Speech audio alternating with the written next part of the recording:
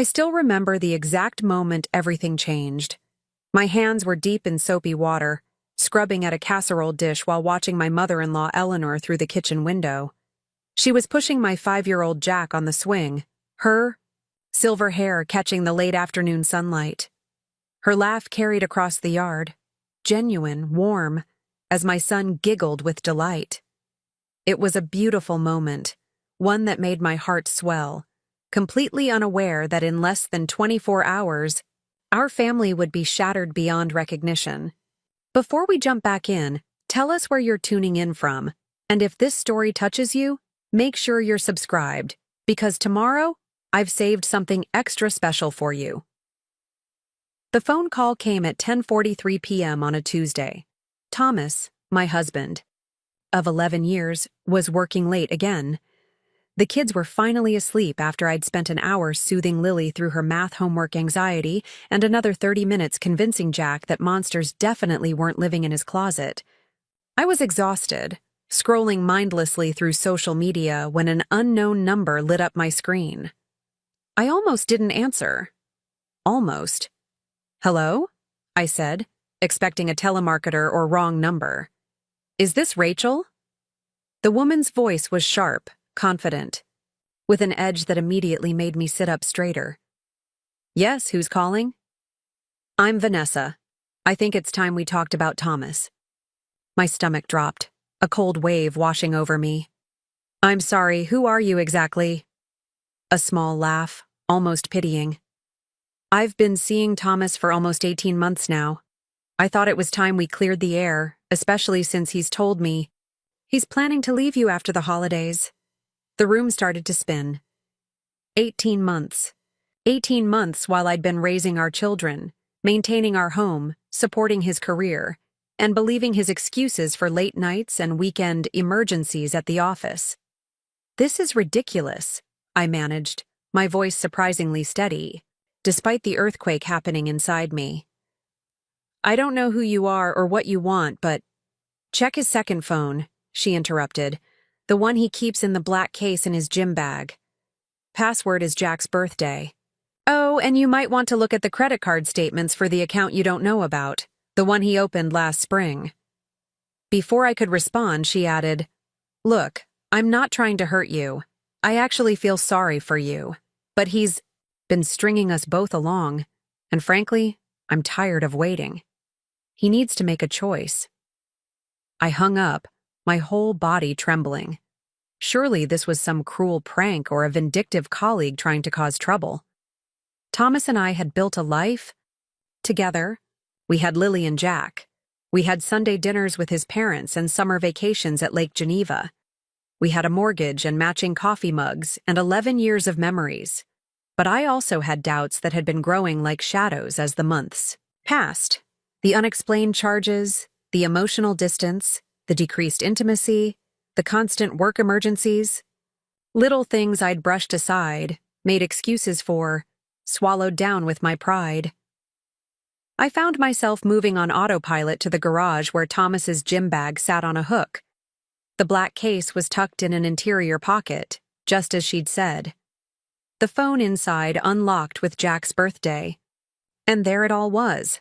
Hundreds of text messages, photos no wife should ever see of her husband with another woman, hotel receipts, restaurant bills, even a saved link to apartment listings downtown. I sat on the cold garage floor until my legs went numb, scrolling through the evidence of my husband's double life.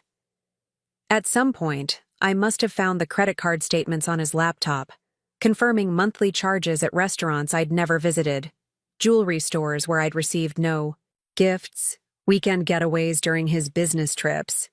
By the time headlights swept across the driveway around midnight, a strange calm had settled over me. The initial shock had crystallized into something harder, colder, more resolute. I'd always considered myself a peacekeeper, someone who avoided confrontation at all costs. But as I heard his key in the front door, I realized that woman no longer existed. "Rachel?" Thomas called, sounding surprised to find me sitting at the kitchen table. "What are you doing up so late?" I looked up at my husband, This man I'd loved for over a decade, the father of my children, now suddenly a stranger, and placed his second phone on the table between us. His face drained of color so quickly I thought he might faint. "I can explain," he started, the most predictable line in the history of caught cheaters. "Vanessa called me tonight," I said quietly. His eyes widened. "She what?" "She seems nice, very helpful, shared lots of information." My voice was unnervingly calm. 18 months, Thomas, while I was raising our children, while I was supporting your mother through her cancer treatments, while I was putting my own career on hold so you could chase that promotion. Rachel, please, it's not what you think. She's obsessed with me. I've been trying to end things. Stop. I held up my hand. I've seen everything. The texts, the pictures, the weekend trips, the apartment listings. Each word felt like glass in my mouth, but I forced myself to continue. I don't recognize you anymore. I don't think I've known you for a very long time. He sank into a chair, his face in his hands. I never meant for this to happen. It was just supposed to be a one-time thing, but then it got complicated. Complicated, I repeated, the word hollow and insufficient. Well, I'm about to make it very simple. You have 30 minutes to pack a bag and leave. Tomorrow, you'll call your parents and explain exactly why you won't be at Sunday dinner. You'll tell them the complete truth, not whatever version makes you look best. His head snapped up. You can't be serious. My mother is still recovering. This would destroy her. And there it was. His first concern wasn't our children, our marriage, or my heartbreak. It was his reputation with his parents. Your mother deserves the truth just like I did, I said. And as for the children, you'll figure out a way to explain to them why Daddy doesn't live here anymore, because I refuse to lie for you. He stood up, anger replacing his initial shock. This is my house too. You can't just kick me out. Actually, I can. Because if you're not gone in 30 minutes, I'm calling Vanessa back and inviting her to join us. I think we have a lot to discuss, don't you? And after that, I'll be calling your boss. You know, the one whose wife you told me you had dinner with last month. I wonder how he'd feel knowing you used his name as an alibi while you were actually with your girlfriend. The color drained from his face again. You wouldn't. 18 months, Thomas. 18 months of lies. Try me. He blinked, suddenly seeing me, really seeing me, perhaps for the first time in years. Without another word, he turned and headed upstairs. 28 minutes later, he was gone. I didn't cry that night. I sat at the kitchen table until dawn, making lists, planning conversations, calculating finances. Something fundamental had shifted inside me, a sense of clarity I hadn't felt in years. This wasn't just about Thomas's betrayal. It was about reclaiming my own worth after years of slowly disappearing into the background of my own life. When Lily and Jack bounded downstairs for breakfast the next morning, full of energy and innocent questions about where Daddy was, I gave them the simplest truth I could. Daddy and Mommy need some time apart to figure things out. He loves you very much and will see you soon, but he's staying somewhere else for now. The questions kept coming throughout the day, becoming harder to answer as their little minds worked to understand this sudden change. But it was the call from Eleanor, my mother-in-law, that I was dreading most. When my phone rang that afternoon, and her name appeared on the screen, I took a deep breath before answering. Rachel, dear, Eleanor's voice was tight with concern. Thomas just called with the most bizarre story. He said you've kicked him out of the house? There must be some mistake. I closed my eyes, steadying myself. Did he tell you why, Eleanor? A pause. He mentioned some misunderstanding about a work colleague. He said you jumped to conclusions and wouldn't let him explain. Of course he'd minimized it. Of course he'd made me sound irrational. Eleanor, I said carefully, Thomas has been having an affair for the past 18 months. I have seen the Evidence myself. There is no misunderstanding. The silence that followed was deafening. I don't believe it, she finally said. There must be some explanation. Thomas wouldn't. His girlfriend called me herself, I interrupted, the words still burning as they left my mouth. She's tired of waiting for him to leave me. Another long silence. Then, in a voice I barely recognized, well, I'm sure if there was. Indiscretion. You two can work through it. Marriage isn't always easy, Rachel. Sometimes we have to forgive difficult things. My grip tightened on the phone. This isn't a one-time mistake, Eleanor. This is a deliberate double life he's been living while I've been taking care of his children and supporting his career. All marriages have rough patches, she continued as if I hadn't spoken. Harold and I certainly had ours. The important thing is to keep the family together. Think of Lily and Jack. I was thinking of them. I was thinking of the example I would set by staying with a man who had so thoroughly betrayed our family. I was thinking of the slow death of my own spirit if I accepted this as my life. Preparing and narrating this story took us a lot of time, so if you are enjoying it, subscribe to our channel. It means a lot to us. Now back to the story. Eleanor, I said, my voice steadier than I felt. I understand this is difficult to hear about your son.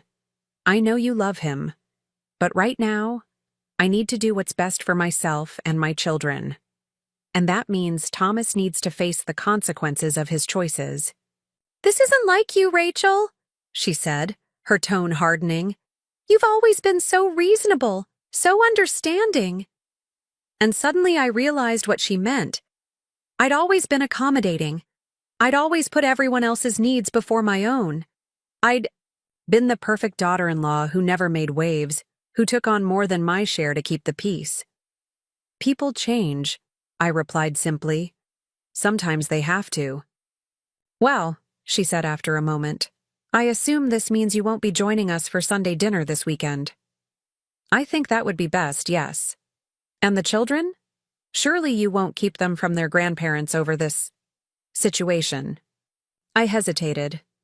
Despite everything, Eleanor and Harold had always been loving grandparents.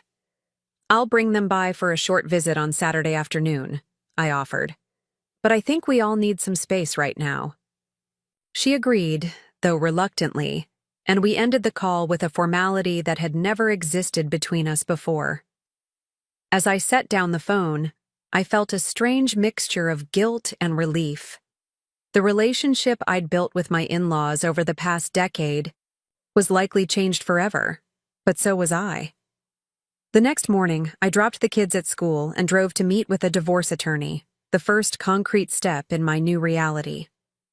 As I sat across from her desk, explaining the situation, I was surprised by how clear-headed I felt. So you have evidence of the affair, the attorney Ms. Patel confirmed. That's good, and the separate credit card and potential hidden assets, also helpful to know about early in the process. What should I expect? I asked. I've been a stay-at-home mom for the past 5 years. Before that, I worked in marketing, but I gave it up when Jack was born. She nodded. We'll need a complete financial picture, for starters, and you should prepare yourself. These situations can get messy when the initial shock wears off and reality sets in. What do you mean? Right now, your husband is probably still in panic mode, which might make him more amenable to reasonable terms. But once he starts thinking about the financial implications, child custody arrangements, and yes, pressure from his family, things could change. I hadn't considered that.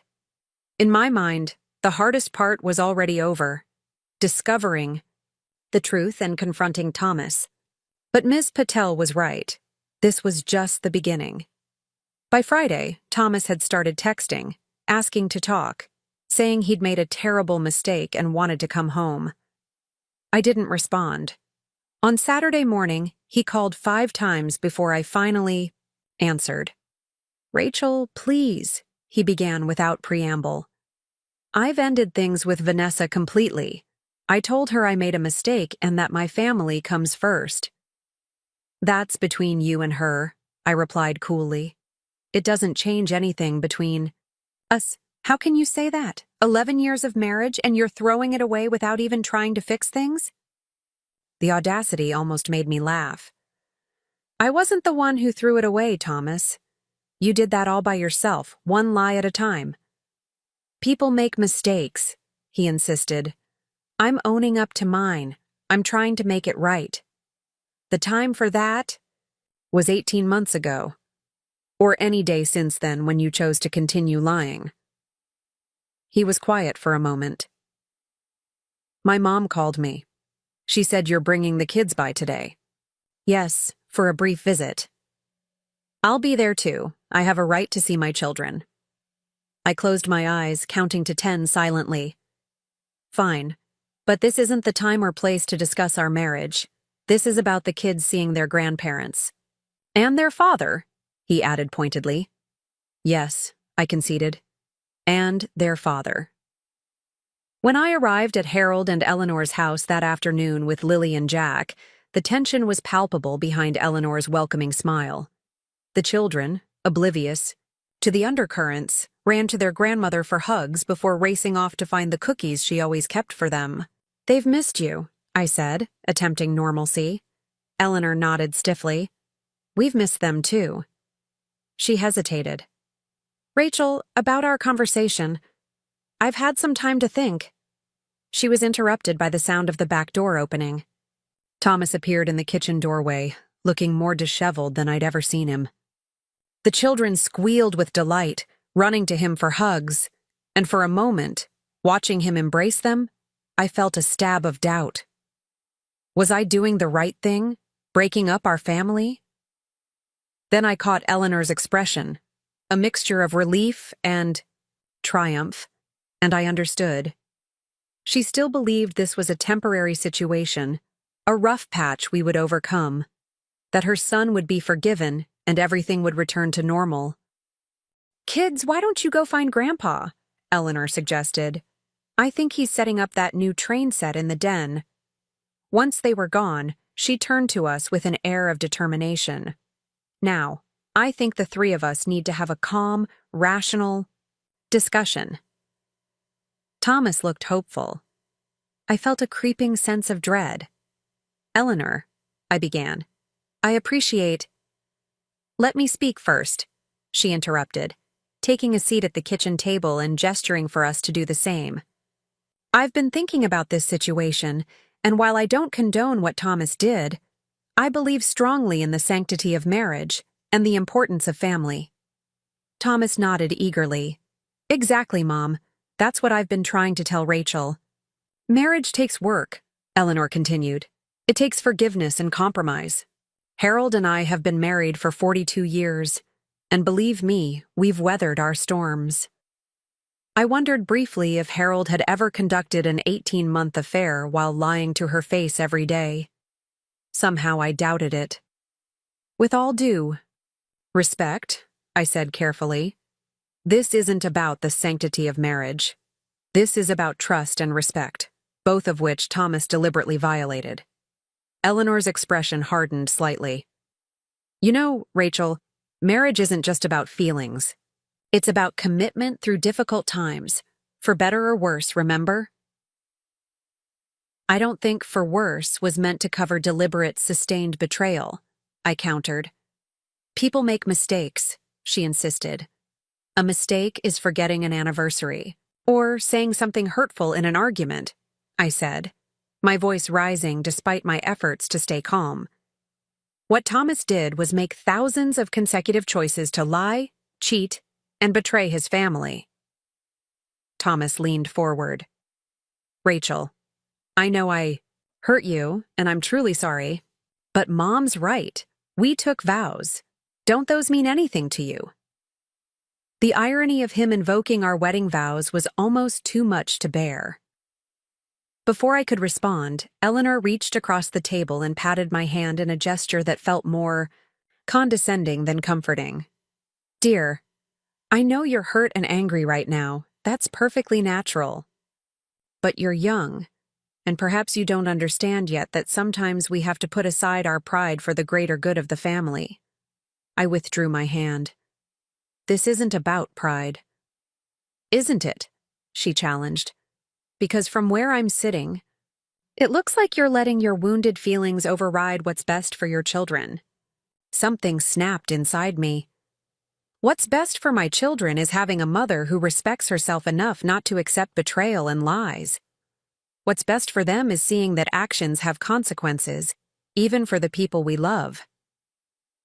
Eleanor's eyes widened, clearly not used to me pushing back. Thomas shifted uncomfortably in his seat. "I understand you're upset," Eleanor tried again, her voice taking on that soothing tone she used with the children. "But Thomas has admitted his mistake. He's ended the relationship. He wants to come home and be a proper father and husband. Again." "After he was caught," I pointed out. "Not because he came to his senses on his own." "Does it matter?" Thomas interjected. "The point is, I want to fix this." I looked between them, my husband and his mother, united in their conviction that his behavior, while regrettable, was ultimately forgivable and forgettable, that I should be grateful for his change of heart, rather than questioning why it took getting caught to prompt it. "You know," I said slowly, "for years I've tried so hard to be the perfect wife, the perfect daughter-in-law. I've swallowed my opinions, adjusted my expectations, excused inexcusable behavior, all to keep the peace. But I can't do it anymore." Eleanor frowned. "No one asked you to be perfect, Rachel." Maybe not in those words, but every time I expressed a need or a concern that inconvenienced anyone else, I was made to feel selfish. Every time I stood up for myself, I was being difficult. So I learned to stay quiet, to put myself last, to accept less than I deserved. Thomas had the decency to look away, but Eleanor's frown only deepened. "That's simply not true," she insisted. "We've always treated you like family." "Like a certain kind of family member," I corrected. "The kind who's expected to bend until she breaks." The back door opened again, and Harold appeared with Lily and Jack trailing behind him. "Train's all set up," he announced cheerfully before reading the room. "Everything okay in here?" "We're just having a discussion," Eleanor said tightly. Harold looked between us uncertainly. "Kids, why don't you go try out that train? I'll be right there." After they left, he took in our expressions. "What's going on?" Eleanor straightened up. "We're trying to help Rachel see reason about this. Separation nonsense. I was just explaining the importance of family and forgiveness." Harold glanced at me, then at his son. "What exactly are we forgiving here?" An uncomfortable silence fell. Clearly, Eleanor hadn't shared the full story with her husband. "Thomas has been having an affair," I said plainly. "For 18 months. His girlfriend called me 4 days ago." Harold's expression darkened as he turned to his son. "Is this true?" Thomas couldn't meet his father's eyes. "It's more complicated than that, Dad." "Is it true?" Harold repeated, each word deliberate. Thomas nodded reluctantly. Harold took a deep breath, then did something that surprised me completely. He turned to Eleanor. "And you're pushing Rachel to forgive this? To pretend it didn't happen?" Eleanor blinked, caught off guard by her husband's reaction. "I'm trying. To save their marriage," she defended. "For the children's sake." "The children's sake," Harold repeated, shaking his head. He looked at me with new eyes. "Rachel, I had no idea. I'm so sorry." His simple acknowledgement brought tears to my eyes for the first time since this all began. "Harold," Eleanor began, but he cut her off. "No, Ellie, this isn't a rough patch. This is our son breaking his vows and betraying his family.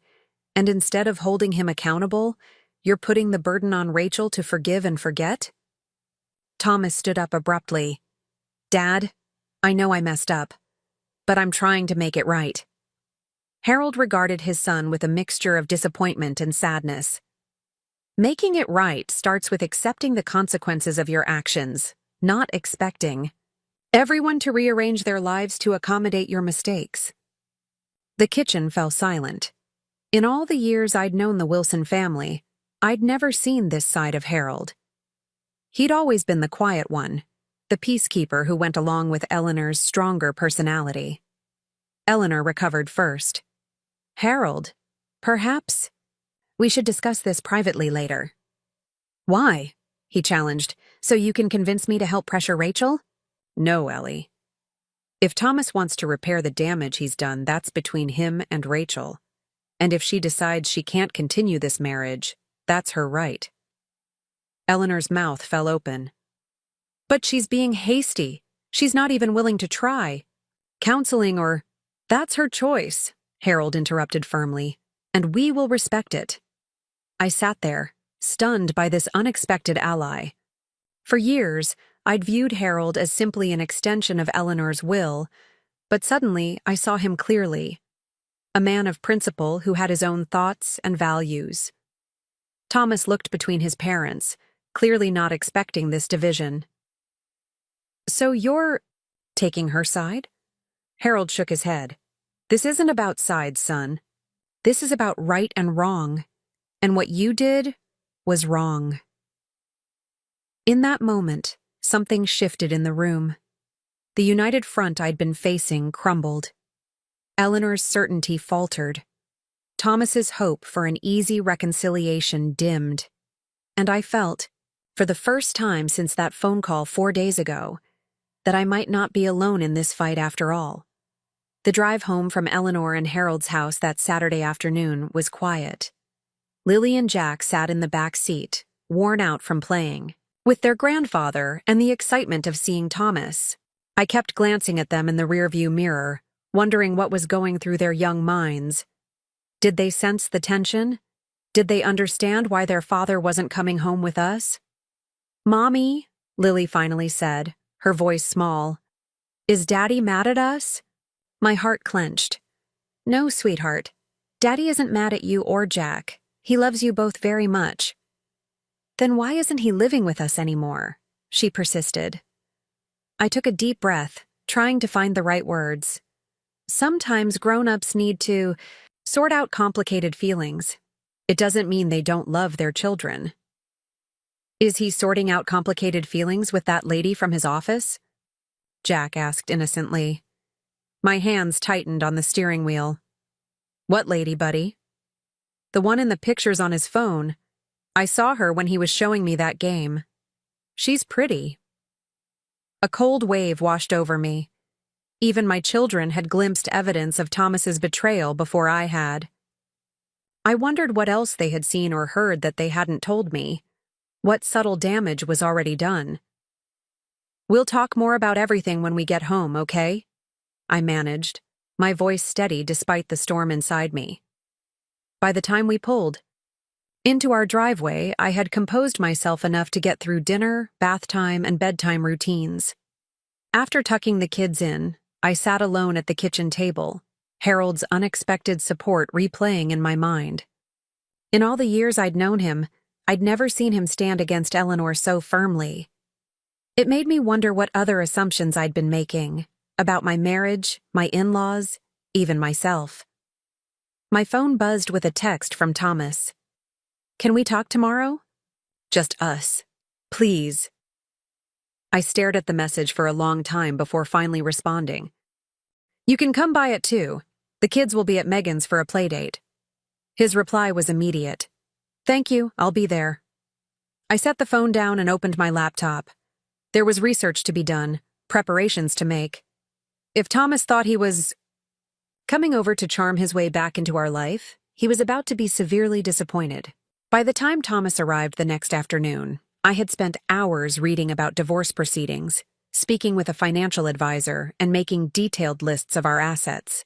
I had screenshots of his secret credit card statements, copies of text messages between him and Vanessa, and a folder containing photos of them together that I'd found in his email. The doorbell rang precisely at 2 p.m. I took a deep breath and opened it, coming face to face with a version of my husband I barely recognized. Thomas had always been meticulously put together. It was part of his charm, part of his success in the financial world. But the man standing on our porch looked like he hadn't slept in days.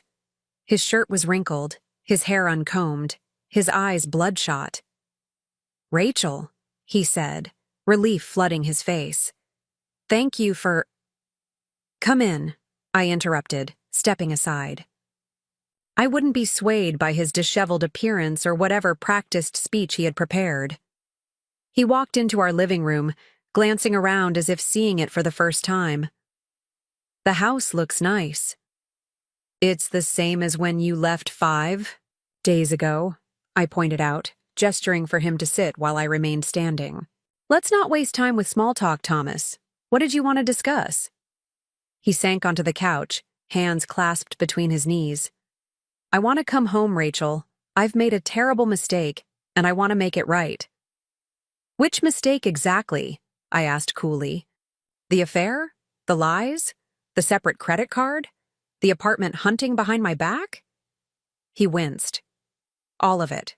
I lost myself, Rachel. I don't even recognize the person I became. That makes 2 of us." "I've ended things with Vanessa completely," he continued. "I told her I made the biggest mistake of my life and that my family means everything to me." "And how did she take that?" I couldn't help asking. His eyes dropped to the floor. "Not well. She's upset." "I can imagine," I said, remembering Vanessa's confidence on the phone. How certain she'd seemed that Thomas was planning to leave me. "She thought you were choosing her." "I never actually promised her that," he said quickly, then seemed to realize how that sounded.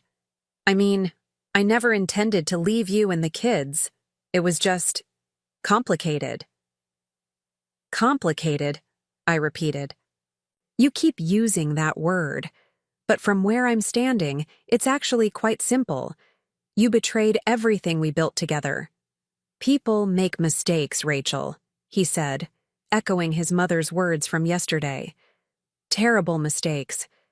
But that doesn't mean they can't be forgiven, that marriages can't heal." "Maybe some can," I acknowledged, "but I'm not sure ours should." His head snapped up. "What does that mean?" Instead of answering directly, I walked to the dining room table where I'd laid out my research and documentation. "Let's talk about what happens next, Thomas." He followed me, his expression shifting from hopeful to wary as he took in the papers spread across the table. "What is all this?" "Reality," I said simply. "I've spoken with a lawyer. I've reviewed our finances. I've documented your affair and the hidden credit card accounts. I'm preparing for divorce." The color drained from his face. "Divorce? Rachel, don't you think that's extreme? We haven't even tried counseling or—" "This isn't a heat-of-the-moment decision," I interrupted. "You didn't have a one-night stand, Thomas. You didn't make a single bad choice in a moment of weakness. You conducted a systematic double life for 1.5 years while I trusted you completely." "I know," he said, his voice dropping, "and I will regret that for the rest of my life. But please, Rachel, don't throw away 11 years of marriage without at least trying to save it." "Why should I try to save something you were so willing to destroy?" The question came out sharper than I'd intended, but I didn't regret it. "Because despite my horrible mistakes, I love you," he said, reaching for my hand. I pulled it away. "I love our family, and I know you loved me once." "Love isn't enough," I said quietly. "Not anymore." "What about the kids?" he asked, changing tactics. "Think about how this will affect them." "I am thinking about them," I countered. "I'm thinking about what example I'm setting if I teach them that betrayal has no consequences, that they should accept being treated as an afterthought by the people who claim to love them." Thomas ran a hand through his hair in frustration. "So that's it? You've made up your mind already?" "I've made up my mind that I deserve better than what our marriage had become," I clarified. "Whether you're capable of offering that." I honestly don't know. A flicker of hope crossed his face. So, there's a chance? If I prove to you that I can change, that this will never happen again? I considered my words carefully. I'm not making any promises, Thomas. Right now, I need space and time. I need you to respect that. Of course, he said quickly. Whatever you need. What I need is for you to be honest, with me, with yourself, with your family. No more minimizing what happened, no more framing this as a rough patch or a misunderstanding. He nodded solemnly. I can do that.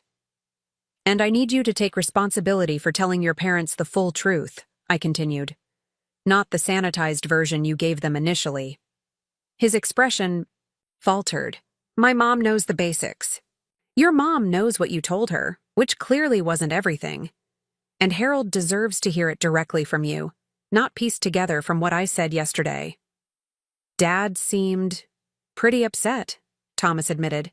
He was upset because what you did was upsetting, I pointed out. And because your mother was trying to pressure me into forgetting it ever happened. Thomas had the grace to look ashamed. I'll talk to them both, properly this time. Good. I crossed my arms.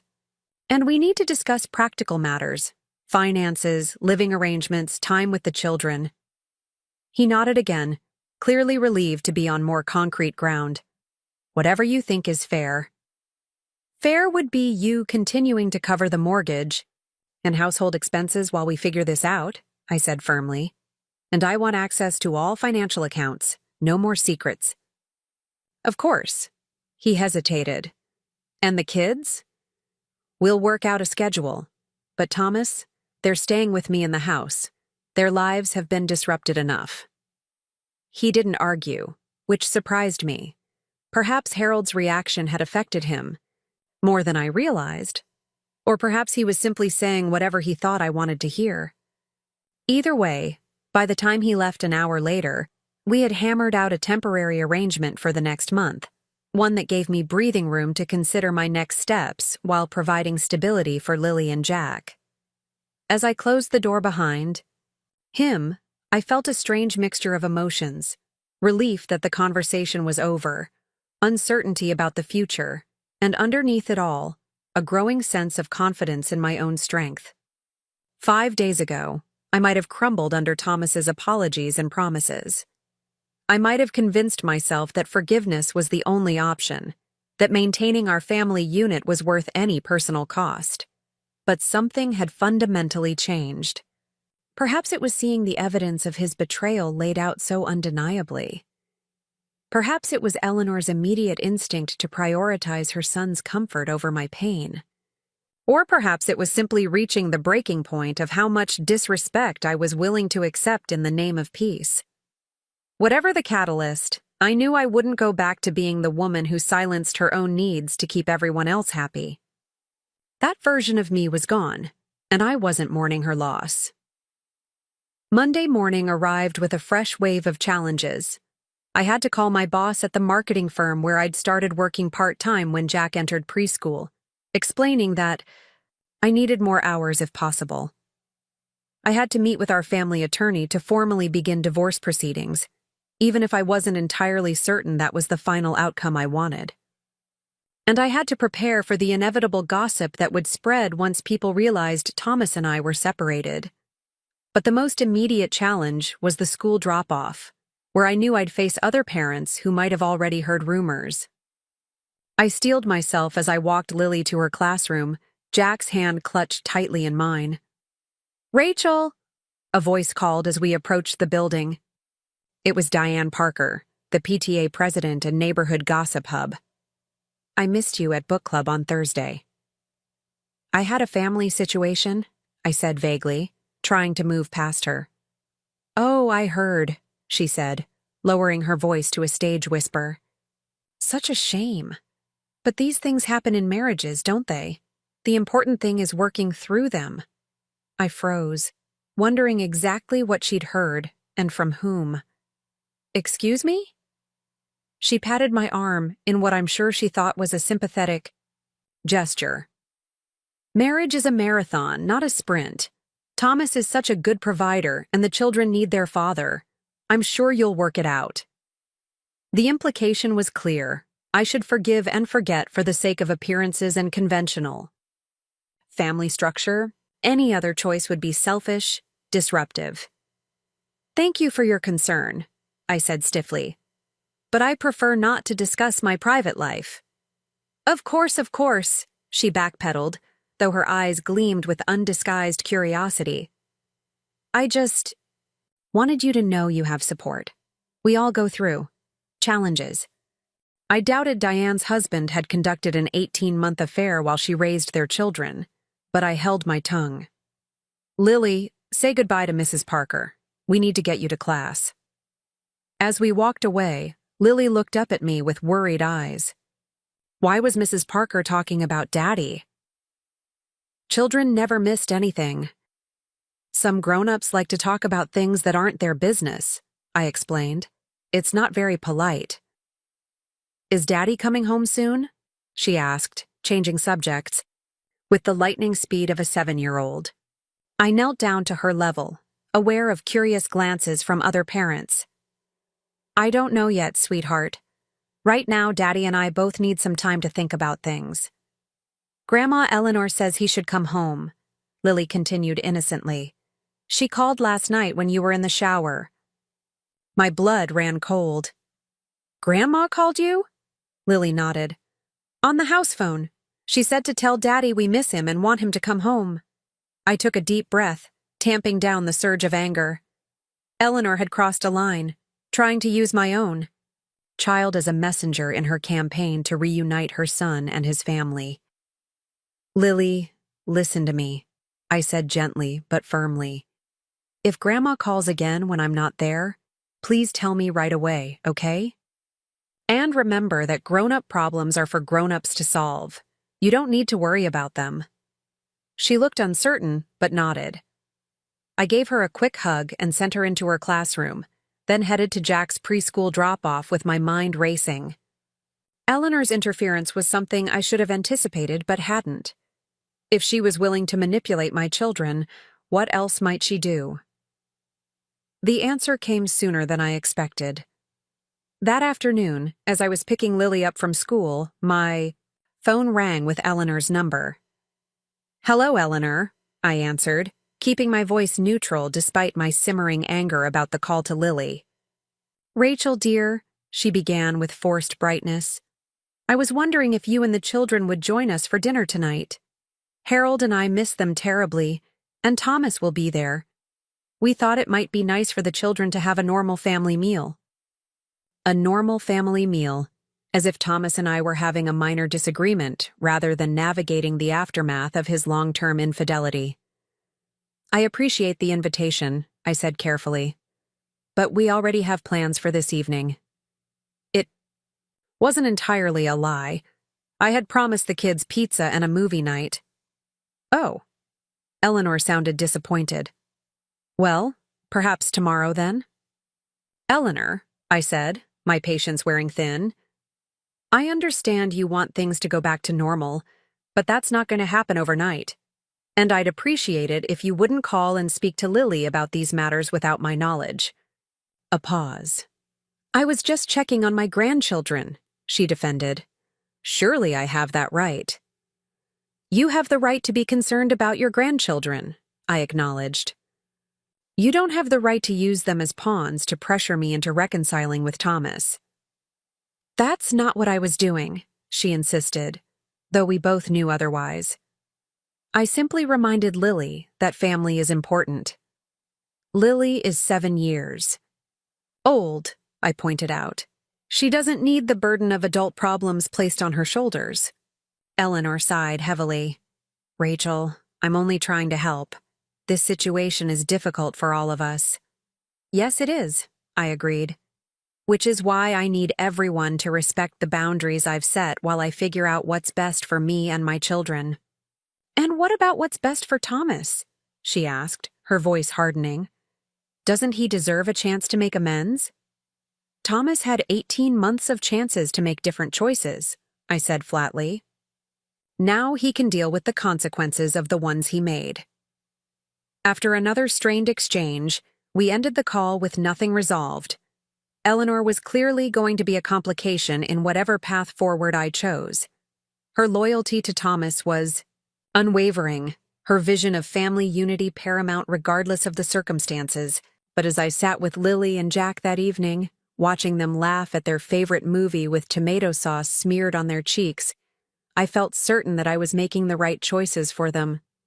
They deserved a mother who modeled self-respect and healthy boundaries, not one who accepted betrayal for the sake of appearances. My resolve was tested again the next morning when I arrived at my part-time job at Meridian Marketing to find a massive bouquet of roses on my desk. My colleagues were already exchanging knowing smiles as I approached. "Looks like someone's in the doghouse," commented Greg from the neighboring cubicle, wiggling his eyebrows. I ignored him and checked the card attached to the flowers. "I'm sorry. Let me prove I can change. Love always, Thomas." A public display. A gesture designed to make me look heartless if I didn't respond with gratitude and forgiveness. I picked up the vase and walked directly to the break room, where I left it on the communal table with a note. "Free to a good home." When I returned to my desk, my boss, Jeanette, was waiting. "Rachel, do you have a minute?" I followed her to her office, bracing myself for questions about my personal life. Instead, she got straight to business. "I understand you're looking for more hours," she said, gesturing for me to sit. "As it happens, Marina is going on maternity leave next month, and we need someone to cover her client load. Are you interested?" The opportunity took me by surprise. Marina was a senior account manager whose clients included some of the agency's biggest accounts. "Absolutely," I said without hesitation. "I can handle it." Jeanette smiled. "I hoped you'd say that. You were quite the rising star before you stepped back for family reasons. It's time to get you back on track." As she outlined the responsibilities and the significant pay increase that would come with them, I felt a surge of confidence. This was exactly what I needed, not just financially, but emotionally.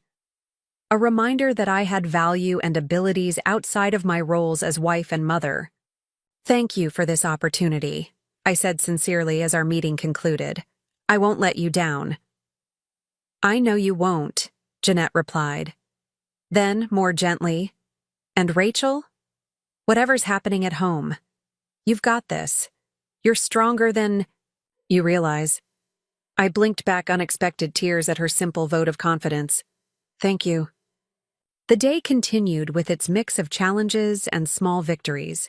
Thomas texted to ask if I'd received his flowers. I didn't respond. Eleanor called again. I let it go to voicemail. The school called to say Jack wasn't feeling well. I left work early to pick him up, juggling the demands of single parenthood.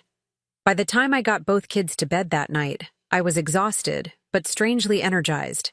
Each decision I made on my own, each challenge I faced without Thomas, reinforced my growing certainty that I could do this, with or without him. That certainty was tested at 11 p.m. when my doorbell rang. I peered through the peephole to see Thomas swaying slightly on the porch, clearly intoxicated. "Rachel," he called through the door. "I know you're in there. Please talk to me." I contemplated ignoring him, but the last thing I needed was for him to wake the children. I cracked the door open but kept the chain on. "Thomas, go home. You're drunk." "I need to talk to you," he slurred. "You didn't answer about the flowers." "This isn't the time or place," I said firmly. "And showing up drunk at my door isn't going to convince me you've changed." "Your door?" he repeated, his tone shifting from pitiful to indignant. "This is my house, too. I pay the mortgage." "And we agreed you would stay away except for scheduled visits with the kids," I reminded him. "You need to leave, or I'm calling." "The police." His expression darkened. "You wouldn't." "Try me," I challenged, my hand already on my phone. We stared at each other through the crack in the door, and for the first time, I felt a flicker of fear. This wasn't the Thomas I knew. Charming, controlled, always mindful of appearances. This was someone unpredictable, someone who felt entitled to my attention regardless of my wishes. He must have seen the resolve in my face because he finally stepped back. Fine. But this conversation isn't over, Rachel. Yes, it is, I said quietly. For tonight, at least. I closed and locked the door, my hands trembling slightly. I hadn't expected Thomas to escalate like this. It revealed another side of him I hadn't seen before, or perhaps had chosen not to see. The next morning, my alarm went off at 5:30 a.m. I had decided to get up early to prepare for the day ahead, knowing it would be particularly challenging. I had a meeting with my lawyer at 10, a conference call with a new client at 1, and Lily's dance recital at 4. The schedule was tight but manageable if everything went according to plan. What I hadn't planned for was the email waiting in my inbox. From Thomas. Rachel, I'm sorry about last night. I was out of line. This separation is harder than I expected, and I'm not handling it well. But I want you to know that I'm committed to changing, to being the husband and father you and the kids deserve. I've scheduled an appointment with a therapist, and I'm looking into marriage counseling options. Please consider giving us, another chance. Love, Thomas. It was the kind of email that would have melted my heart a week ago. Now, I read it with a mixture of skepticism and caution. Was he genuinely remorseful, or was this another manipulation tactic? The therapist appointment was a step in the right direction, but it would take more than one email to rebuild the trust. He had shattered. I was still contemplating my response when my phone rang. It was a number I didn't recognize. Hello, I answered cautiously. Is this Rachel Wilson? A woman's voice, professional and brisk. Yes, this is she. Rachel, my name is Claire Bennett. I'm the Human Resources Director at Oak Ridge Financial Advisors. My stomach dropped. Oak Ridge was where Thomas worked. I'm calling because we've received some concerning information about your husband, Thomas Wilson, and a potential inappropriate relationship with another employee. I closed my eyes, trying to process this new development. I see. Normally, we wouldn't involve spouses in HR matters, Claire continued, but given the circumstances and certain allegations that have been made, we wanted to verify some information. What kind of allegations? I asked, dreading the answer. There are claims that Mr. Wilson used company resources to conduct personal affairs, potentially misrepresented business expenses, and possibly engaged in favoritism regarding performance reviews and project assignments. In other words, Thomas had not only cheated on me, but had potentially jeopardized his career in the process. I wondered if Vanessa was behind these allegations, retaliating after being cast aside. I'm separated from my husband, I said carefully. I'm not sure how I can help with your investigation. I understand, Claire said. However, if you have any information that might be relevant to our inquiry, we would appreciate your cooperation. I hesitated, weighing my options. Part of me wanted to protect Thomas despite everything. He was still the father of my children, and his job security affected their financial well-being. But another part of me was tired of covering for him, of being complicit in his deceptions. Ms. Bennett, I finally said, I recently discovered that my husband has been having an affair with someone at your company. I believe her name is Vanessa Carter. A pause. Yes, Ms. Carter is an employee here. Another pause. May I ask when you became aware of this relationship? Less than a week ago, I admitted. Though apparently it had been going on for approximately 18 months. I see, Claire said, her tone shifting slightly. And to your knowledge, did Mr. Wilson ever use company events or business trips as cover for this relationship?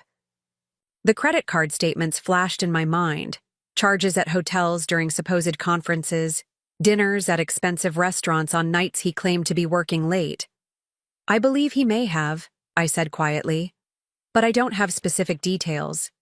We talked for a few more minutes, with Claire asking pointed questions about timelines and potential misuse of company resources. By the end of the call, I felt drained, but strangely unburdened.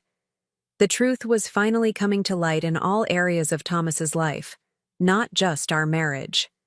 As I hung up, I realized I had reached a crucial decision point. I could continue trying to minimize the fallout from Thomas's choices, protecting him from the full consequences of his actions as I had often done throughout our marriage. Or I could step back and allow him to face those consequences directly, focusing instead on rebuilding my own life and protecting our children. The answer, when I framed it that way, was surprisingly clear. I was done being Thomas's shield, his safety net, his convenient excuse. I was done putting his needs above my own. I was done making myself smaller to accommodate his ego. I picked up my phone and finally responded to his email. Thomas, I'm glad you're seeking help. That's a positive step. But I need you to understand that I'm not making any decisions about our future right now. I need time and space to heal from the betrayal I've experienced and to figure out what's best for me and the children going forward. Please respect that. Rachel. It wasn't the reconciliation he hoped for, but it wasn't a final rejection either. It was the truth, messy, uncertain, and unavoidable.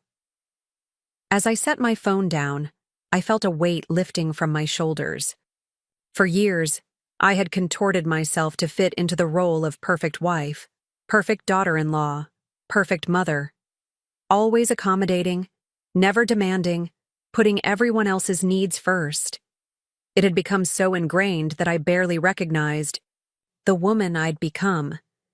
But that was changing now. With each boundary I established, each decision I made for myself rather than to please others, I was reclaiming pieces of the woman I used to be. Strong, confident, unwilling to settle for less than I deserved.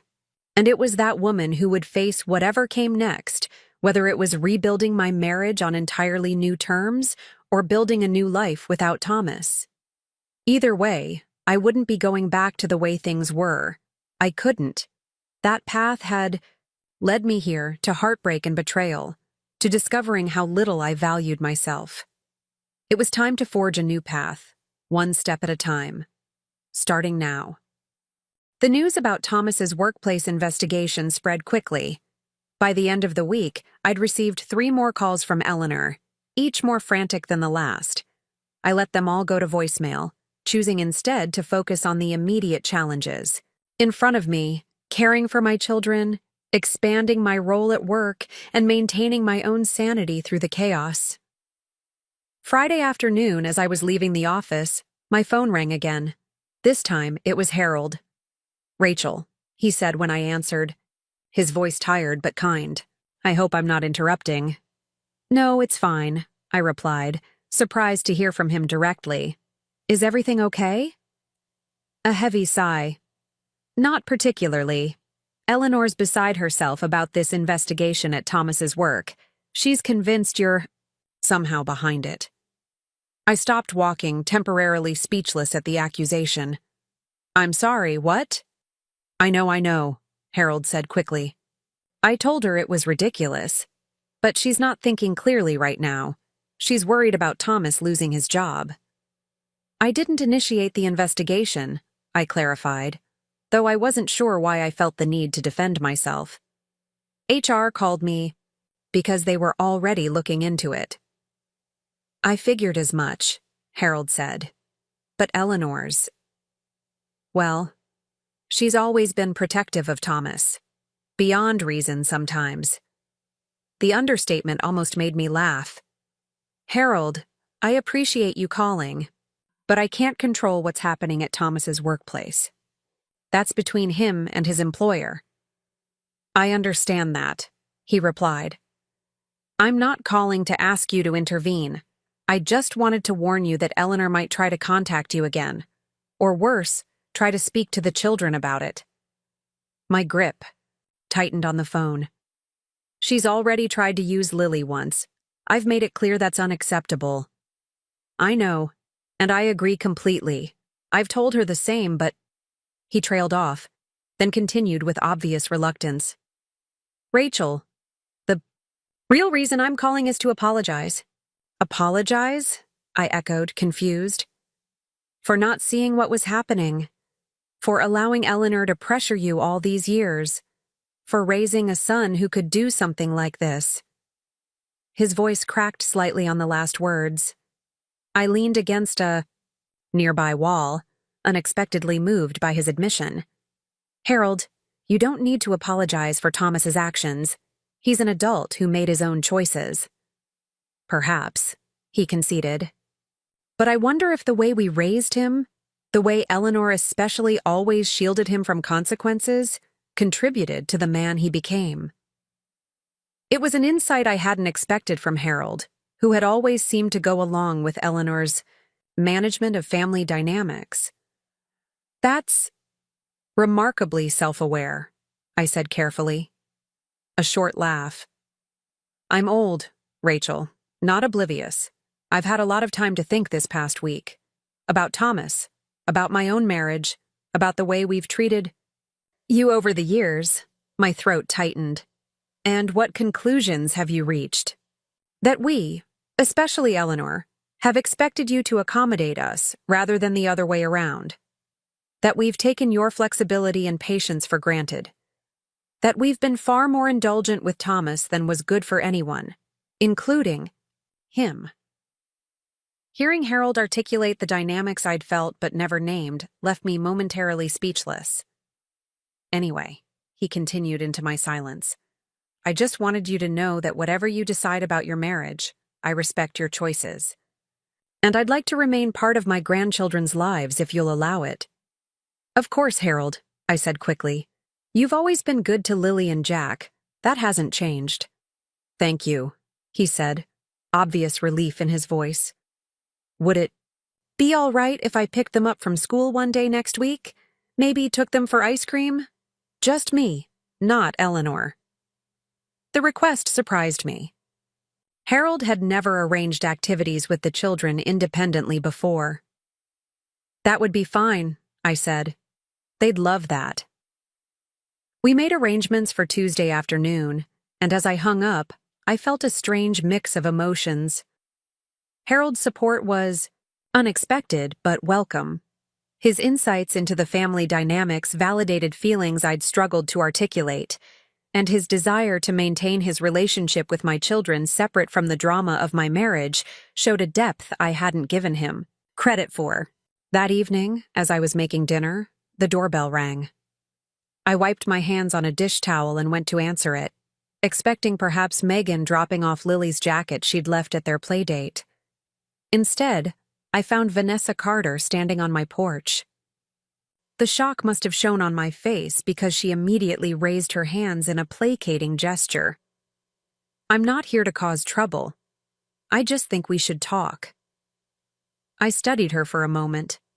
She was beautiful, of course, tall and polished, in a way that made me acutely aware of my messy ponytail and flour-smudged t-shirt.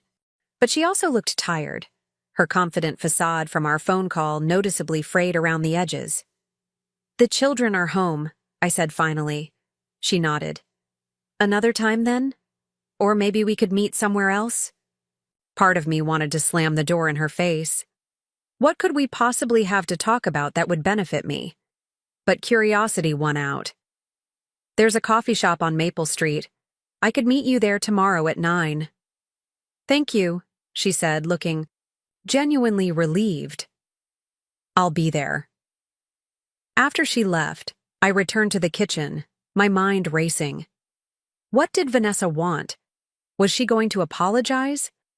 Demand I let Thomas go? Warn me about something I didn't yet know? Who was that, Mommy? Lily asked, coming into the kitchen. Just someone I need to meet with tomorrow, I said, forcing a smile. How's your homework coming along? The next morning, after dropping the kids with Megan for a few hours, I arrived at Maple Street Coffee 5 minutes early. Vanessa was already there, sitting at a corner table with 2 cups in front of her. "I got you a latte," she said as I approached. "Thomas always said you preferred them to regular coffee." It was such a strangely intimate detail for her to know about me. I sat down without touching the drink. "Why did you want to meet?" Vanessa shifted in her seat, suddenly less composed than she'd appeared on my doorstep. "I wanted to clear the air, and to apologize for how I approached you on the phone. That was not my finest moment. Calling your married lover's wife is rarely going to be anyone's finest moment," I observed dryly. She winced. "Fair enough. Look, I know you have no reason to believe anything I say, but I thought you should know the full story. Not just Thomas's version of events." I crossed my arms. "I'm listening." "Thomas and I met at a company retreat," she began. "He was charming. Attentive. You know how he can be.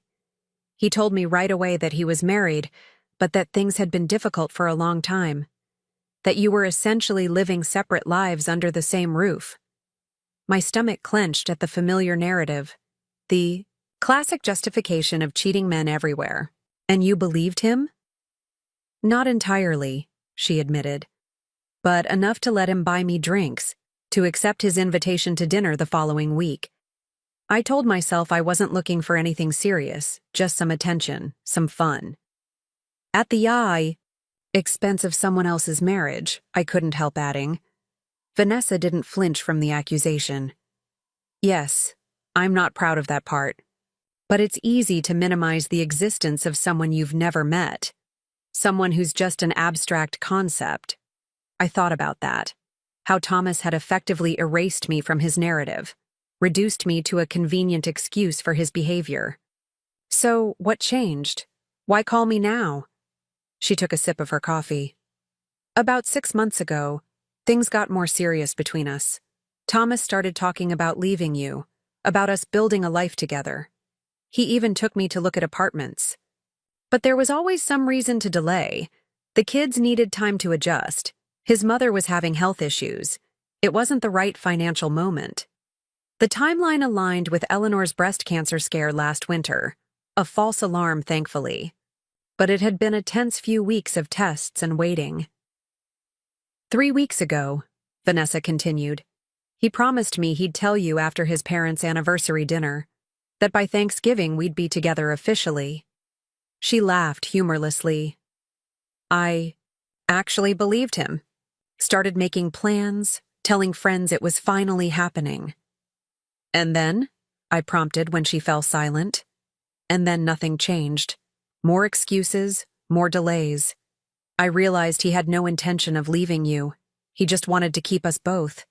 Indefinitely." She met my eyes directly. "So I called you. Not my proudest moment, but I was angry and hurt." "Why are you telling me this now?" I asked. "Because you deserve to know what kind of man you're married to, and because—" She hesitated, then continued more carefully.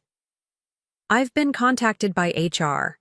They're investigating Thomas for misuse of company funds, among other things. So Thomas's workplace troubles weren't Vanessa's revenge after all. What does that have to do with me?" "Nothing directly," she said. "But they've asked me about business trips we took together. Expenses he claimed for dinners and hotels. I've been honest with them, which means I've had to admit to the affair." I nodded slowly, processing this. "And now you're worried about your own job." "Yes," she admitted. "But I'm also genuinely sorry for the pain I've caused you. You seem like a decent person who got caught in Thomas's web of lies, just like I did." I almost laughed at the comparison. The difference being that I was his wife, and you knew that from the beginning. She had the grace to look ashamed. "You're right. I'm not trying to equate our situations. I thought you should hear the truth from me directly." "And what is the truth, Vanessa? Beyond the timeline of your relationship?" She met my gaze steadily. "The truth is that Thomas is a manipulator who tells everyone what they want to hear. He told me you were distant and cold. He told me you prioritized the children over him. He told me you wouldn't care if he left because you'd already checked out emotionally years ago. Each word was like a small dagger. Not because I believed Thomas's characterization of me, but because I recognized how effectively he'd crafted a narrative that absolved him of responsibility. "And the truth about you?" I pressed. "Are you still in love with him?" Vanessa's expression hardened. "No. Whatever I felt for Thomas died the moment I realized he'd been lying to both of us all along. He doesn't love either of us. He loves the way we make him feel about himself." It was a devastating assessment, but one that resonated with uncomfortable clarity. How much of our marriage had been about maintaining Thomas's ego, his self-image, as the perfect husband and father, while I did the actual work of building our family? "For what it's worth," Vanessa added quietly, "I am truly sorry, not just for the affair, but for not being brave enough to walk away when I first realized who he really was." I studied her face, looking for signs of manipulation or insincerity. Finding none, I finally reached for the latte she'd bought me. "Thank you for your honesty. It can't have been easy to come here." "No," she agreed. "But it felt necessary. For both of us." We finished our coffee in a strange, almost companionable silence. Two women united by the common experience of Thomas's betrayal, each processing what it meant for our futures. As we stood to leave, Vanessa hesitated. "There's one more thing you should know. Thomas's mother called me yesterday." I froze. "Eleanor called you?" Vanessa nodded, looking uncomfortable. "She asked to meet for lunch, said she wanted to understand the situation better and see if there was a way to resolve things amicably for everyone involved." The audacity was breathtaking. While claiming to support my marriage, Eleanor was reaching out to her son's mistress. For what? To assess Vanessa as a potential daughter-in-law? To pressure her into ending things with Thomas so he could return to his family? To gather intelligence she could use against me? "What did you tell her?" I asked. "That I had nothing to discuss with her," Vanessa replied. "That her son had created this mess, and it wasn't my job to help clean it up." I couldn't help the short laugh that escaped me. I bet that went over well. "About as well as you'd expect," Vanessa said with a wry smile. She suggested I lacked maturity and didn't understand the importance of family. The familiar refrain. Eleanor's go-to criticism for anyone who didn't bend to her will. "Well, thank you for telling me, and for refusing to meet with her." Vanessa shrugged. "Like I said, I'm done being manipulated by the Wilson family." We parted ways in the parking lot with no promises of future contact, but a strange sense of closure nonetheless. As I drove to pick up the children from Megan's, I felt oddly lighter, as if hearing Vanessa's perspective had freed me from some lingering doubts about my own role in the dissolution of my marriage. Those feelings of clarity sustained me until Sunday morning when I woke to discover Thomas had taken the children. I'd fallen asleep on the couch watching a movie, exhausted after a full day of Lily's soccer game, Jack's play date, and household chores. When I woke at 7 a.m. with a stiff neck and confusion about why the house was so quiet, I checked the children's rooms to find their beds empty. Panic seized me until I spotted the note on the kitchen counter. Took the kids for breakfast with Mom and Dad. They were awake early and excited to see their grandparents. We'll have them back by noon. Tea. The relief of knowing they were safe quickly gave way to anger. Thomas and I had a clear agreement about his time with the children. He was supposed to give me advance notice, not simply take them while I was asleep. And involving his parents without discussing it with me first was a direct violation of the boundaries I'd established. I grabbed my phone and called him, trembling with rage. It went straight to voicemail. I tried again with the same result, then texted, "Bring the children home immediately. You had no right to take them without my knowledge or consent." 10 minutes passed with no response. I paced the kitchen, debating my next move. Should I drive to Eleanor and Harold's house, call the police, wait and see if Thomas honored his promise to return them by noon? I was still deliberating when my phone rang, not Thomas, but Harold. "Rachel?" he said as soon as I answered, his voice tinged with regret. "I want you to know I had no part in this. Thomas showed up with the kids this morning saying you'd agreed to a family breakfast." My grip on the phone tightened. "That's not true. I was asleep when he took them." A heavy sigh. "I feared as much. Eleanor's been pushing him to assert his parental rights, telling him he doesn't need your permission to see his own children." "That's not how this works," I said through clenched teeth. "We have an agreement. And legally, he can't just take them without my knowledge." "I know," Harold said, his voice lowered as if he didn't want to be overheard. "That's why I'm calling. They're planning to keep the children until dinner. Eleanor's talking about taking them shopping for new clothes, making a day of it." My blood ran cold. "Harold, I need you to be very clear with them. If the children aren't home by noon, as Thomas promised in his note, I will be calling the police to report a parental kidnapping." "Rachel, please," Harold pleaded. "That would devastate the children. Let me talk to them, convince them to bring the kids home." I closed my eyes, trying to master my emotions. Harold was right. Involving the police would traumatize Lily and Jack.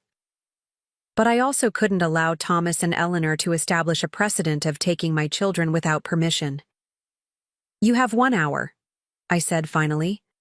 "If they're not on their way home by then, I'm calling the police." "I understand," Harold said solemnly. "I'll do everything I can." 45 minutes later, my doorbell rang. I rushed to answer it, finding Harold standing there with Lily and Jack, both clutching new stuffed animals. "Mommy!" Jack exclaimed, throwing his arms around my legs.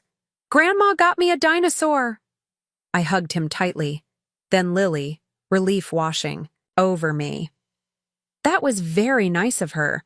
Why don't you two go play in the living room for a bit? I need to talk to Grandpa." Once they were out of earshot, I turned to Harold. "Thank you for bringing them home." He grimaced. "I wish I could say it was easy. Eleanor's furious and Thomas isn't much better. They're convinced you're being unreasonable, that you're using the children to punish Thomas." "I'm following the agreement Thomas and I made," I pointed out. "He's the one who violated it." "I know," Harold sighed, "but they're not thinking rationally right now. Eleanor especially is convinced that if Thomas just pushes hard enough, you'll give in and take him back." The insight into their thinking wasn't surprising, but it was concerning. "Is that why she reached out to Vanessa? Part of some grand reconciliation plan?" Harold's eyes widened. "She did what?" "Vanessa told me Eleanor called her, asked to meet for lunch." Harold closed his eyes briefly, looking pained. "I had no idea. Rachel, I'm so sorry. This situation seems to be bringing out the worst in my wife." "Or perhaps just revealing who she's always been," I suggested quietly. He didn't argue the point. "Either way, I want you to know I don't condone what happened today, or what's been happening generally." "I appreciate that," I said honestly. "But Harold, I need more than your private support. I need you to actively stand against this kind of behavior. The children can't become pawns in whatever game Thomas and Eleanor are playing." He nodded slowly. "You're right. I've spent too many years keeping the peace at the expense of doing what's right. That changes now." Something in his tone made me believe him. "Thank you. One more thing," he said, glancing toward the living room to ensure the children were still occupied.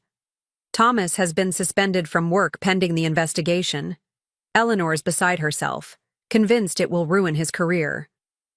I absorbed this information, wondering if it would make Thomas more desperate, more willing to follow Eleanor's manipulative tactics.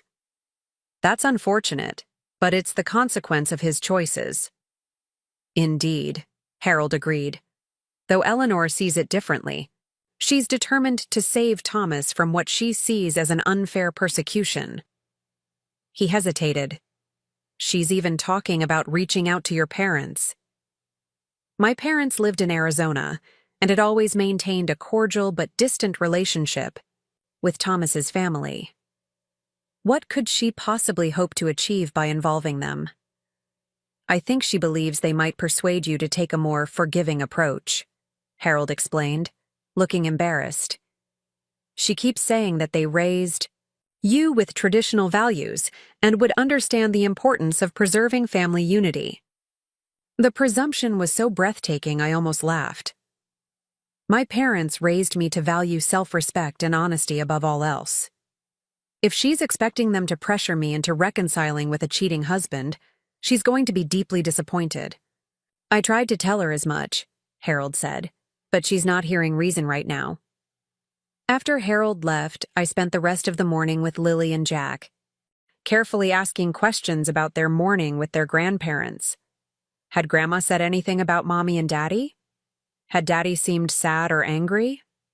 Their answers were typically childlike, more focused on the pancakes they'd eaten and the toys they'd received than any undercurrents of adult tension. But Lily, perceptive as always, eventually asked, "Why did Daddy take us without telling you? You seemed upset when Grandpa brought us home." I knelt to her level, choosing my words carefully. Daddy should have talked to me first before taking you this morning. We have rules about that so everyone knows what's happening and no one worries. Grandma said you were being mean to Daddy, Lily continued, her brow furrowed. She said you won't let him come home even though he's sorry. The familiar anger flared again at Eleanor's manipulation. Grandma shouldn't have said that to you, sweetheart. What's happening between me and Daddy is complicated grown-up stuff that you don't need to worry about. But when is Daddy coming home? She persisted. I miss him. I know you do, I said gently.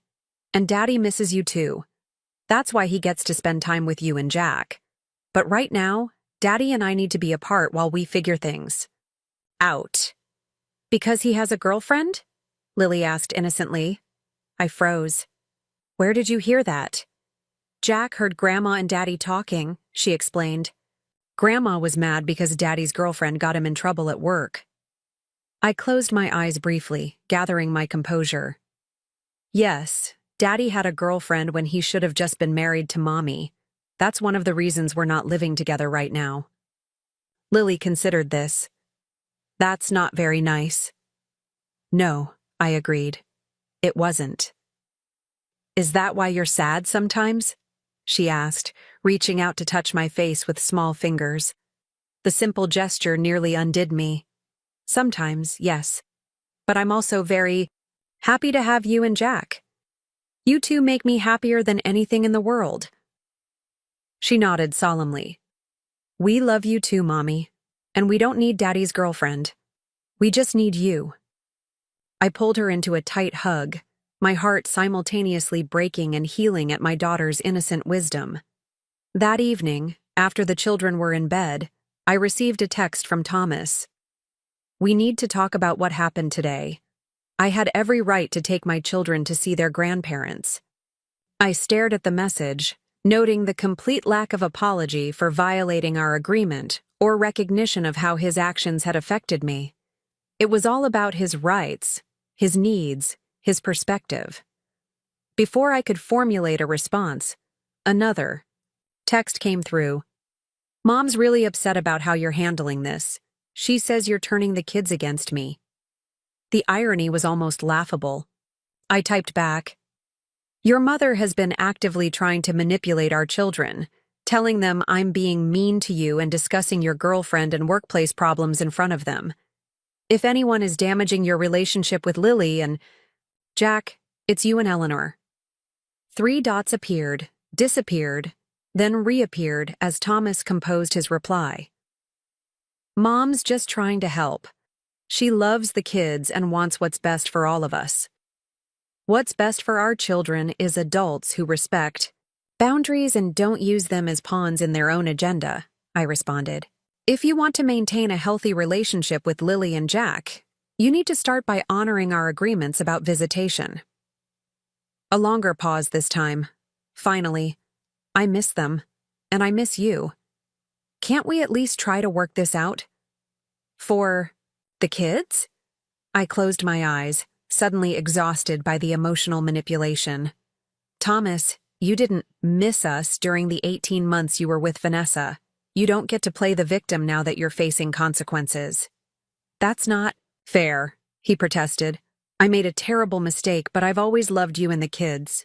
Love without respect and honesty isn't love, I replied. It's possession. So that's it? He texted back. You're not even willing to try? 11 years of marriage just thrown away? I didn't throw it away, I reminded him. You did, and right now, I need space to decide what's best for me and the children going forward. If you actually respect me at all, you'll give me that. He didn't respond for several minutes. When he did, it was with a single word. Fine. I set my phone down, knowing this wasn't the end of the conversation, or the conflict. Thomas had always been stubborn, and with Eleanor encouraging his sense of entitlement, he was unlikely to simply accept my boundaries.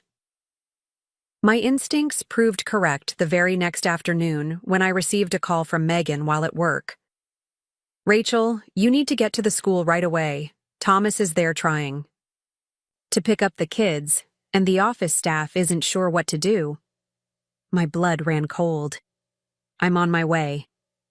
I arrived at Oak Ridge Elementary 15 minutes later to find Thomas in a heated discussion with Mrs. Patel, the school secretary.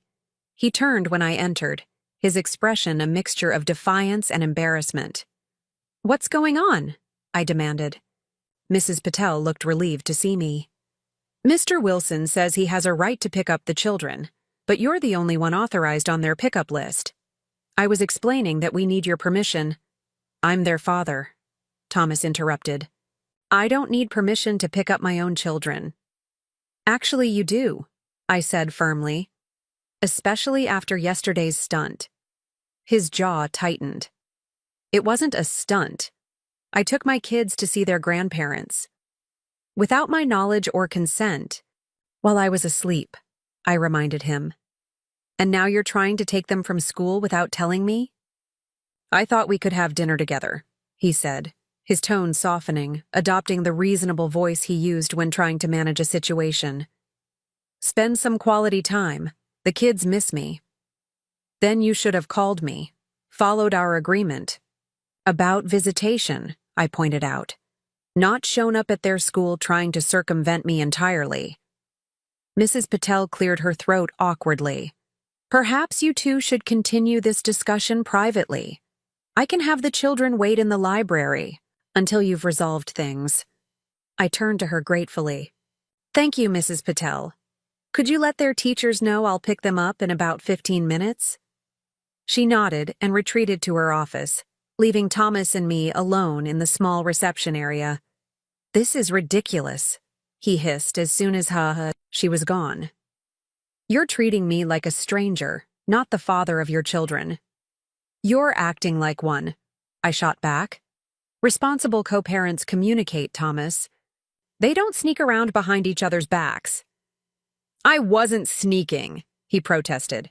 I just wanted to see my children. Then follow the process we agreed to, I said firmly. Text or call me, arrange a time, stick to it. It's not complicated. He ran a hand through his hair in frustration. This is Mom's fault, isn't it? She pushed me to take the kids yesterday, and now you're punishing me for it. The deflection of responsibility was so typically Thomas that I almost laughed. I'm not punishing you. I'm establishing boundaries after you violated my trust. Again. Something in my tone must have reached him because his defensive posture softened slightly. I'm sorry about yesterday, he conceded. I should have waited until you were awake, talked to you first. It was the first genuine apology he'd offered since this whole ordeal began. Yes, you should have.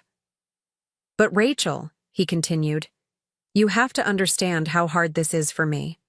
Being away from the kids, from you, facing everyone's judgment at work, in the neighborhood. Even Dad seems disappointed in me. For a moment, I almost felt sympathy for him. Then I remembered the 18 months of lies, the secret credit cards, the apartment hunting with Vanessa. Actions have consequences, Thomas. You're finally experiencing them. He looked at me with those familiar blue eyes, now clouded with a mixture of remorse and self-pity. So what now? You're just going to keep using the children as leverage until I… What? Grovel enough? Pay enough penance?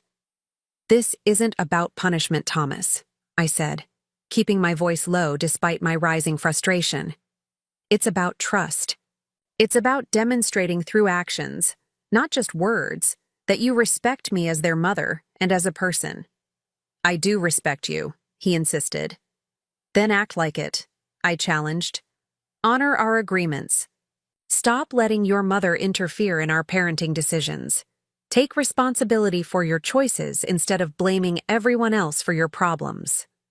His expression hardened. You've changed, Rachel. You never used to talk to me like this. You're right, I acknowledged. I've spent years swallowing my feelings, compromising my needs, making myself smaller to accommodate your ego and your mother's expectations. That woman is gone. A mix of emotions crossed his face: confusion, anger, and something that looked almost like fear. Thomas had always known exactly how to handle me, how to smooth over conflicts with charm and carefully chosen words. But those tactics weren't working anymore, and he seemed genuinely unsettled by the change. I'd like to see the children today, he said finally, shifting to a more practical tone. Since I'm already here. I considered the request. Denying him would only escalate the situation and potentially upset Lily and Jack. You can take them for dinner, I decided. Have them home by 7:30 for bedtime. Relief flooded his face. Thank you. But Thomas, I added firmly, if you ever try to pick them up without my knowledge again, I will modify our informal arrangement into a formal legal custody agreement with very specific terms. Do you understand? He nodded slowly, recognition dawning that I wasn't making an idle threat. I understand. As I walked to the library to collect the children, I felt a strange mixture of exhaustion and strength. Each confrontation with Thomas or Eleanor drained me emotionally, yet each time I held my ground, I felt more certain of my own resilience. The children were delighted to see their father, of course. They ran to him with open arms, their faces lighting up with uncomplicated joy. Whatever my feelings about Thomas, I couldn't deny that he loved Lily and Jack. And they loved him. Daddy's taking you for dinner, I explained as they gathered their backpacks. You'll be home in time for your normal bedtime. Are you coming? Too, Mommy? Jack asked, his small hand slipping into mine. I shook my head. Not this time, buddy. This is special time just for you and Daddy. Thomas shot me a grateful look over the children's heads. We're going to have a great time, he promised them. Maybe get pizza? As they walked to the parking lot, Lily turned back to wave at me, her expression a mix of excitement and uncertainty. I waved back, hoping that despite the tension between their parents, my children would emerge from this crisis secure in the knowledge that they were loved unconditionally. I used the unexpected free time to meet with my lawyer, updating her on recent developments and discussing potential next steps if Thomas's behavior continued to escalate. Based on what you've described, we have grounds for a temporary custody order that sets very specific parameters, Ms. Patel explained. But I'd recommend trying mediation first. It's less adversarial and might help establish clearer boundaries without burning bridges completely. And if mediation doesn't work? I asked. Then we proceed with a formal custody filing, she replied. But Rachel, I want to make sure you're thinking long-term. These children will connect you and Thomas for the rest of your lives, regardless of your marital status. I nodded, understanding her point. I don't want to damage their relationship with their father. I just need Thomas to respect my role as their mother and stop trying to undermine me. That's a reasonable position, Ms. Patel assured me. Just keep documenting everything. The incident at the school today, yesterday's unauthorized visit, any communication from Eleanor that involves the children. It will help establish a pattern if we do need to take more formal action. By the time I left her office, I felt more prepared for whatever might come next. Thomas returned the children precisely at 7:30, another small indication that perhaps my firm boundaries were having an impact. They had a great time, he told me on the doorstep, keeping his voice low as the children ran inside to get ready for bed. Jack ate an entire personal pizza by himself. I smiled despite myself. He's been doing that lately. Hollow leg, I think. A moment of normalcy stretched between us, a reminder of the easy companionship we'd once shared as parents. But it was fleeting, replaced quickly by the awkward reality of our current situation. Rachel, Thomas began hesitantly, I've been thinking a lot about what you said, about taking responsibility, about respecting boundaries. He paused. I've scheduled more sessions with the therapist. I'm really trying to understand how I got here, how I could have betrayed you so completely. I studied his face, looking for signs of the old Thomas, the one who said whatever he thought people wanted to hear. But his expression seemed genuinely reflective, his eyes meeting mine without the defensive anger of our earlier conversation. That's a positive step, I acknowledged carefully. I know it doesn't change what I did, he continued, and I know I can't expect forgiveness just because I'm seeing a therapist, but I want you to know I'm not giving up on us, on our family. I sighed. Thomas, I appreciate that you're getting help, but right now I need to focus on healing myself and providing stability for the children. I can't make any promises about our future. He nodded, accepting this boundary in a way he hadn't before. I understand. Just don't close the door completely, please. Before I could respond, Lily called from inside. Mommy, Jack put toothpaste in his hair. Thomas smiled ruefully. Duty calls. Good night, Rachel. As he walked back to his car, I felt a flicker of something unexpected. Not forgiveness, certainly, but perhaps the first fragile seedling of hope that Thomas might actually be capable of genuine change. That seedling was promptly trampled the next morning when I received a text from Eleanor. We need to talk about your treatment of Thomas. The River's Edge, 1 p.m., just you and me. The presumption of the message, not asking if I was available, not acknowledging any wrongdoing, simply summoning me like a misbehaving child, made my blood boil. My first instinct was to ignore it completely, but something made me reconsider. Perhaps it was time for a direct confrontation with Eleanor to lay everything on the table once and for all. I texted back, I'll be there. The River's Edge was an upscale restaurant overlooking the lake, the kind of place Eleanor favored for its exclusivity and the deference shown to regular patrons like herself. I arrived precisely at 1 p.m. to find her already seated at her usual table, a glass of white wine in front of her. Rachel, she greeted me with a tight smile. Thank you for coming. I sat down across from her, declining the waiter's offer of wine. You said we needed to talk. Eleanor took a deliberate sip of her wine before responding. Yes, about Thomas, about this entire situation. You mean about your son's affair and the aftermath? I clarified, refusing to adopt her evasive language. Her mouth tightened at my directness. That's one way to put it. Though I think we both know marriages are more complicated than that. Do we? I challenged. Because from where I'm sitting, it's pretty straightforward. Thomas made a series of deliberate choices to betray his family. Now he's facing the consequences of those choices. Eleanor set down her glass with a controlled precision that betrayed her irritation. Rachel, I understand you're hurt. That's natural. But Thomas has apologized. He's admitted his mistake and is trying to make amends. At some point, continuing to punish him becomes vindictive. The familiar framing, my boundary setting as punishment, my pain as something to be quickly processed and set aside for others' comfort, was so predictable it almost made me laugh. This isn't about punishment, I said evenly. It's about trust. It's about respect. It's about the example I set for my children about what kind of treatment they should accept from people who claim to love them. And what about the example of forgiveness? Eleanor countered. Of commitment through difficult times? Of family unity? Forgiveness doesn't mean erasing consequences, I pointed out. And commitment goes both ways. Thomas broke his commitment to our family long before I asked him to leave. The waiter approached again, looking uncomfortable at the obvious tension. Eleanor ordered a salad without looking at the menu.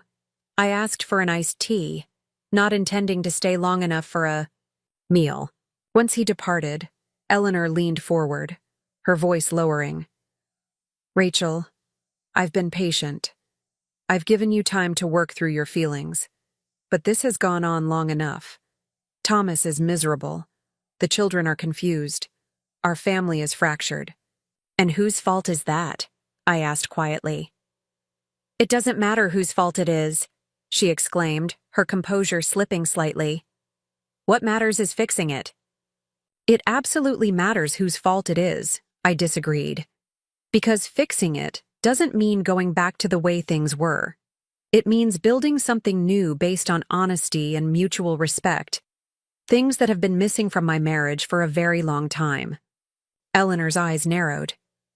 What exactly are you saying? I'm saying that Thomas's affair wasn't the cause of our problems. It was a symptom of a relationship dynamic that prioritized his needs and feelings over mine. A dynamic you helped create and maintain.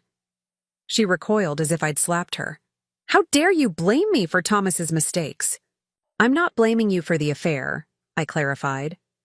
Thomas made those choices himself. But I am holding you accountable for your role in shaping the man he became. Someone who felt entitled to take what he wanted regardless of the cost to others. A flush crept up Eleanor's neck, her perfectly manicured hand tightening around the stem of her wine glass. You're being ridiculous. I raised Thomas to be a good man, a family man. You raised him to believe his needs and feelings always came first, I corrected. You taught him that women exist to accommodate him, to manage his emotions, to make allowances for his behavior. Is it any wonder he thought he deserved both a devoted wife at home and an exciting girlfriend on the side? Eleanor's mouth opened and closed, genuine shock registering on her face. In all the years I'd known her, I had never spoken to her this directly. I had always couched my disagreements in careful, deferential language, always concerned with maintaining peace even at my own expense. This isn't about Thomas at all, is it? She finally managed. This is about your resentment toward me. This is about patterns, I said, my voice steady despite my racing heart. Patterns that have shaped our family dynamic for years. Patterns I'm no longer willing to perpetuate. The waiter returned with my iced tea and Eleanor's salad. She didn't touch her food, her gaze fixed on me with a new intensity. So, what exactly do you want? She asked when we were alone again. A divorce? Half of everything Thomas has worked for? To turn the children against their father? What I want, I said carefully, is respect. From Thomas, from you, from everyone who is part of my children's lives. I want acknowledgement that my feelings matter, that my boundaries are valid, that my role as their mother isn't subordinate to anyone else's desires. And if you don't get that, Eleanor challenged, then I'll continue to protect myself and my children however I need to, I said simply, even if that means limiting certain people's access to our lives. The threat hung in the air between us, unmistakable. Eleanor's expression darkened. You would keep my grandchildren from me over this? I haven't kept them from you, I pointed out. What I've done is insist on basic respect and appropriate boundaries. Your access to Lily and Jack depends entirely on your willingness to honor those boundaries. Eleanor's jaw tightened. I see. So this is blackmail. This is parenting, I corrected. This is me doing what all good mothers do, protecting my children from harmful influences and teaching them what healthy relationships look like. Harmful influences, she repeated, her voice rising. I have loved those children from the moment they were born. I have given them everything. Except respect for their mother, I interrupted. Except modeling healthy relationships and boundaries. Except teaching them that love doesn't demand control. Eleanor set down her fork with a clatter. You know, when Thomas first told us about the separation, I defended you. I said you were just hurt, that you would come around once the initial shock passed. But now I see Harold was right about you all along. I blinked, caught off guard by the unexpected reference to her husband. What do you mean? Harold said, years ago that you were stronger than anyone gave you credit for, that underneath all that accommodation and peacemaking was a will of iron. Her lips curled into something between a grimace and a grudging smile. I told him he was imagining things, that you were just a sweet, slightly insecure girl who needed guidance. I see now I was wrong. The assessment was so unexpected, so strangely perceptive, that for a moment I wasn't sure how to respond. Harold said that about me? Eleanor nodded, studying me with new eyes. He's always been rather fascinated by you, actually. Says you remind him of his mother, quiet on the surface but immovable when it matters. I had never met Harold's mother, who died before Thomas and I began dating, but I had heard stories of a gentle but formidable woman who raised 6 children largely on her own after being widowed young. I'll take that as a compliment, I said finally. He meant it as one, Eleanor acknowledged. She took another sip of wine, her expression thoughtful. You're not at all what I expected when Thomas first brought you home. I thought he'd chosen someone pliable. Someone who would fit seamlessly into our family without disrupting the dynamic. And I did, for a long time, I pointed out. I tried so hard to be what you wanted, what Thomas needed, but I lost myself in the process. Something flickered across Eleanor's face, recognition, perhaps, or a distant memory. I know something about that, she said quietly. Before I could ask what she meant, her phone chimed with a text. She glanced at it, her expression immediately shifting from contemplative to alarmed. It's Thomas, she said, setting the phone down with trembling fingers. Vanessa Carter came to his apartment last night. She's pregnant. The world seemed to tilt sideways for a moment, the restaurant's ambient noise fading to a distant hum. As I processed this new information, pregnant, Thomas's girlfriend, ex-girlfriend, was carrying his child. Are they sure it's his? I asked, the question emerging before I could filter it. Eleanor's eyes flashed with indignation. That woman claims she hasn't been with anyone else, and the timing. It would have been during their relationship. Another child, a half-sibling for Lily and Jack, a permanent, irrevocable connection between Thomas, Vanessa, and by extension, me and my children. The implications were staggering. What does Thomas plan to do? I managed to ask. He's in shock, Eleanor replied. He only found out this morning when she came to his workplace. Apparently, she didn't intend to tell him at all. Was planning to handle it on her own. One of his colleagues convinced her he had a right to know. I thought about Vanessa's words during our coffee shop conversation. Her assertion that she was done being manipulated by the Wilson family, that she wanted nothing more to do with Thomas. Learning she was pregnant must have been devastating. For her, upending whatever plans she had made to move forward with her life. Has he spoken to her directly? Beyond the initial confrontation? Eleanor shook her head. She left after telling him, said she wasn't asking for anything, just thought he should know. She leaned forward, voice dropping. Rachel, this changes everything. If that woman has Thomas's child, if Vanessa has Thomas's child, I corrected firmly, then that child will be Lily and Jack's half-sibling. A connection that deserves respect regardless of the circumstances of conception. Eleanor looked taken aback by my response. She had clearly expected shock, anger, perhaps even a vindictive satisfaction at this complication in Thomas's life. Not the calm, measured acceptance I was demonstrating. You can't possibly be okay with this, she said incredulously. I'm not okay with any of it, I clarified. But my feelings don't change the reality. If Vanessa is pregnant with Thomas's child, that's now part of our family story, like it or not. Eleanor stared at me as if seeing me for the first time. You really have changed. Yes, I agreed simply. I have. The rest of our lunch passed in a strange, strained silence. Eleanor picked at her salad while I sipped my tea, both of us processing the implications of this new development. When the bill came, she reached for it automatically. I've got it, I said, placing my credit card on the tray before she could. Consider it a gesture of goodwill. Her eyebrows rose slightly, but she didn't argue. As we walked to the parking lot together, she paused before we reached our cars. What will you do now? She asked, genuine curiosity in her voice. About Thomas. About everything. I considered the question carefully.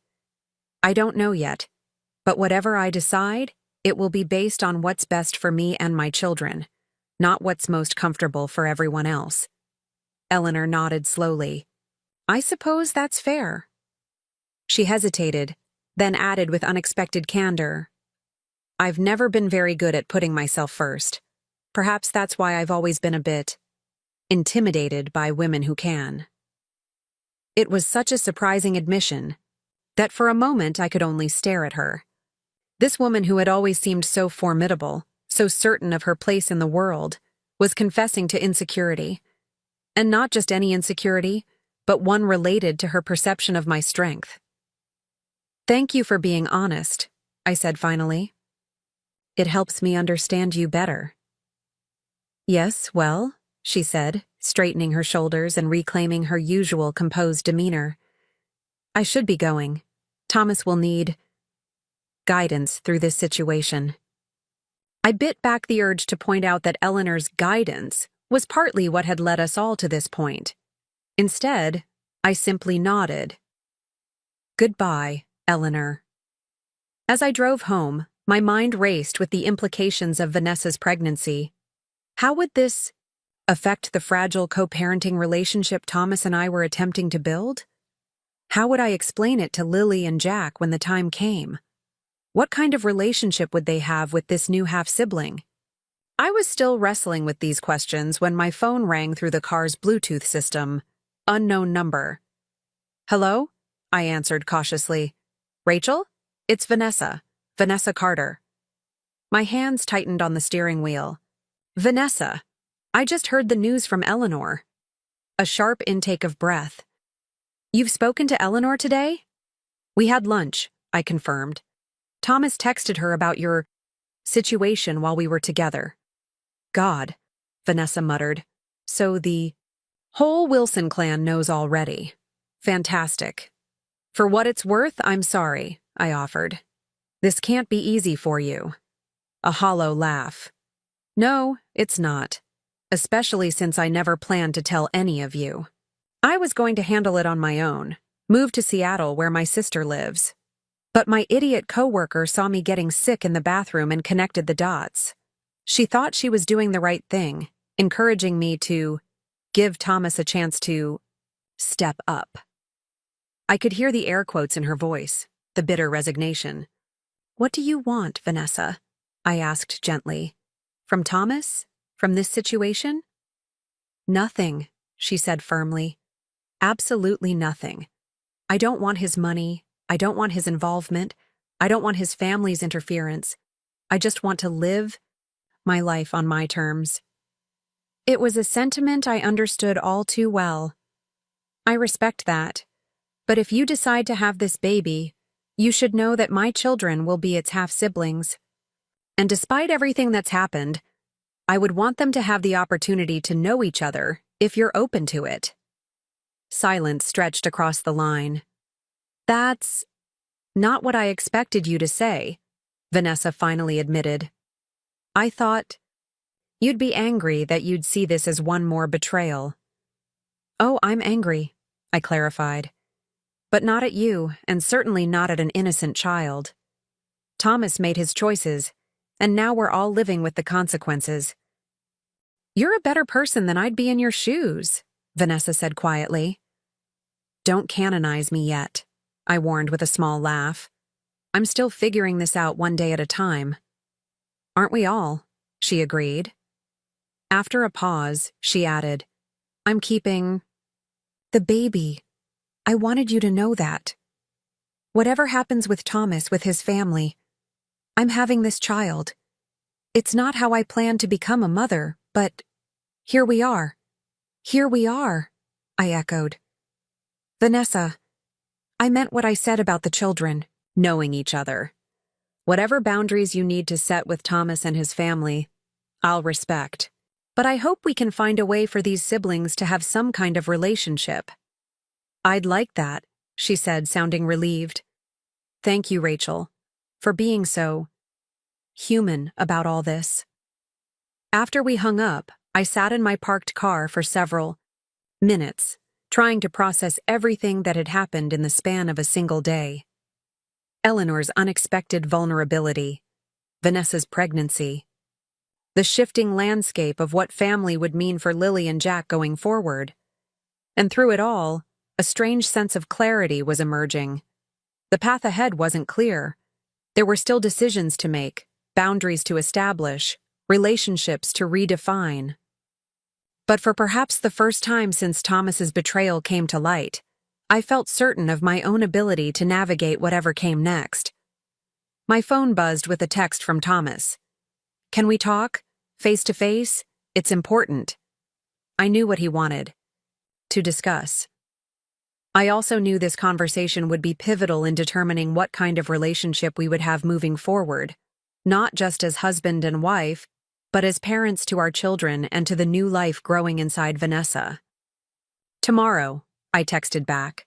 My house, 7 p.m. after the kids are in bed. His response was immediate. Thank you. That evening, I tucked Lily and Jack into bed with extra hugs, acutely aware of how their lives were about to change in ways they couldn't yet understand. As I closed their bedroom doors, I steeled myself for the conversation to come. The one that would determine the shape of our future as a family, whatever form that family might take. The doorbell rang precisely at 7 p.m. the next evening. Thomas stood on the porch looking haggard, the confident financial advisor replaced by a man clearly drowning in the consequences of his choices. Thank you for seeing me, he said as I let him in. I led him to the living room, gesturing for him to sit while I remained standing. I understand Vanessa is pregnant. He nodded, running a hand through his disheveled hair. Yes, about 10 weeks along, apparently. And how do you feel about that? I asked, genuinely curious about his perspective. Honestly, terrified, confused, guilty. He looked up at me with bloodshot eyes. Rachel, I never meant for any of this to happen. The affair was bad enough, but a child? This complicates everything. I crossed my arms. A child isn't a complication, Thomas. It's a person. A person who will be connected to our family forever, regardless of what happens between you and me, or you and Vanessa. He blinked, clearly not expecting this response. You're right, I don't know how to handle this. What does Vanessa want? I asked, though I already knew the answer from our conversation. She says she doesn't want anything from me, he replied. No money, no involvement, nothing. She's planning to move to Seattle to be near her sister. I nodded. And what do you want? Thomas hesitated, clearly weighing his words carefully. I want to do the right thing. For everyone involved. You, our kids, Vanessa, the baby. I just don't know what the right thing is anymore. It was perhaps the most honest thing he'd said since this whole ordeal began. An admission of uncertainty rather than a practiced, people-pleasing response. The right thing starts with respecting everyone's boundaries, I said quietly, including Vanessa's. But what about the child? He asked. Don't I have a responsibility there? Yes, I acknowledged. But that responsibility might look different than what you're imagining. It might mean financial support without direct involvement. It might mean occasional visits as the child grows older. It might mean simply respecting Vanessa's wishes and letting her define the terms of your involvement. Thomas looked at me with a mixture of gratitude and confusion. How are you so calm about this? I expected you to be furious. Oh, I've been through fury, I assured him, and hurt and betrayal and every other emotion you can imagine. But right now, what matters is figuring out a path forward that minimizes the damage to all the children involved. Lily, Jack, and this new baby. He nodded slowly. You're right, as usual. A pause. Rachel, where does this leave us? Our marriage? It was the question I'd been anticipating, the one I'd spent weeks considering from every angle. Looking at Thomas now, genuine remorse in his eyes, facing the full weight of his choices for perhaps the first time, I felt a surprising clarity. Thomas, I don't know if our marriage can be saved, I said honestly. The trust between us is broken in ways that might not be repairable. But I do know that we will always be connected through our children. All of our children, including the one Vanessa is carrying. He nodded, accepting this reality with a maturity I hadn't seen from him before. So what now? Now, I said, taking a seat across from him, we talk about what co-parenting looks like going forward. We talk about how to tell Lily and Jack about their new sibling when the time comes. We talk about boundaries with your parents, especially your mother. Mom's been, he began, then shook his head. She means well, but she's making everything worse. Dad's been trying to rein her in, but you know how she gets when she thinks she's protecting family. Eleanor and I had an interesting conversation. Today, I told him. I think we understand each other better now, even if we don't agree on everything. Thomas looked surprised. Really? She didn't mention that when she called me about Vanessa. We have a complicated relationship, I acknowledged. But I think we both want what's best for the children, even if we define that differently. And what about what's best for you? Thomas asked unexpectedly. What do you want, Rachel? Not for the kids, not for our family image, but for yourself? The question caught me off guard.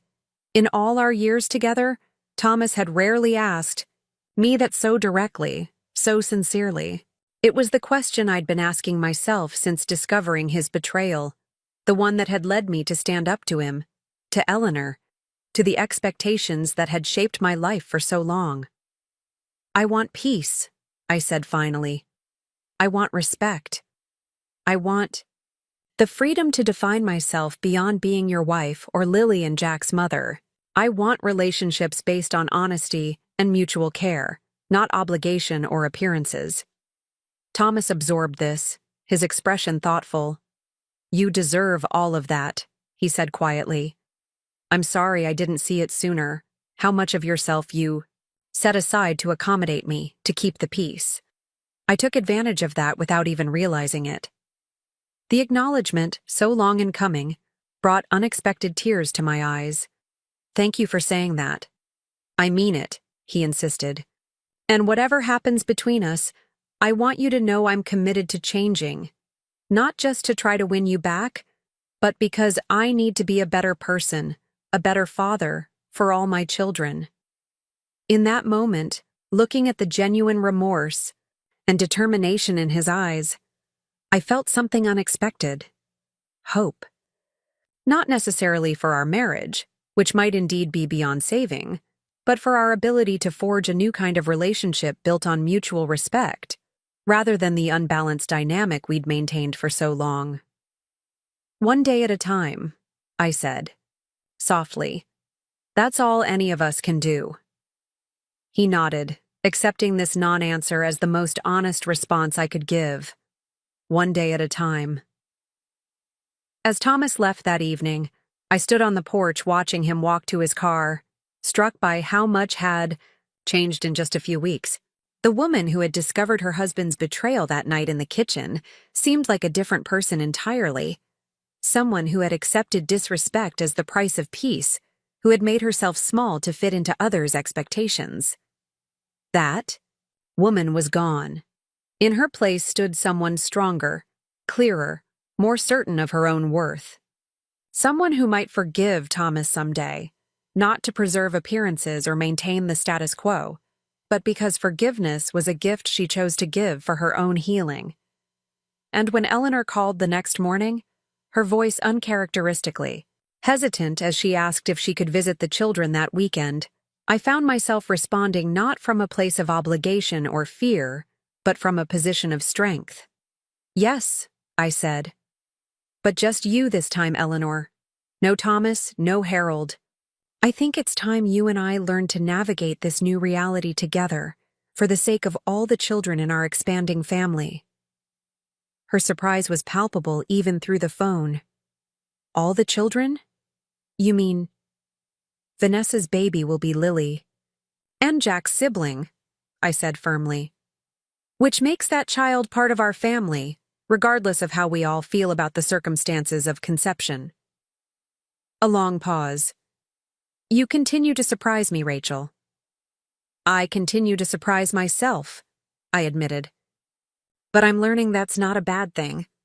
As I hung up, I realized that the moment of truth I had been dreading, the final confrontation, the ultimate decision about my marriage, wasn't a single event, but a series of choices. Choices to honor my own worth. Choices to model healthy boundaries for my children. Choices to redefine family based on love and respect rather than obligation and appearance. And for the first time since Thomas's betrayal had shattered my world, I felt genuinely at peace with whatever might come next. 6 months can change everything. The crisp autumn day when I sat across from Eleanor at the river's edge had given way to spring, bringing with it not just new flowers and warmer temperatures, but a completely transformed landscape for our family. Lily's birthday was approaching, her 8th, and the planning had taken on a complexity I never anticipated. Not because of elaborate party themes or venue requirements, but because of the delicate dance of who would attend and how we would navigate the new family dynamics. Mom, can I invite Dad's new baby to my party? Lily asked one evening as we prepared dinner together. She was chopping cucumbers with careful concentration, her technique impressive for her age. I smiled at her innocent phrasing. Sweetheart, the baby isn't born yet. Vanessa is still pregnant. Oh. Lily considered. This, her brow furrowing. Well, can Vanessa come then? So the baby can be there inside her tummy? The question caught me off guard. In the months since learning about the pregnancy, we had gradually introduced the concept to the children that they would have a new half-sibling. They had processed the information with the remarkable adaptability of young minds, asking practical questions rather than dwelling on the complicated adult dynamics. Would you like Vanessa to come? I asked carefully. Lily nodded emphatically.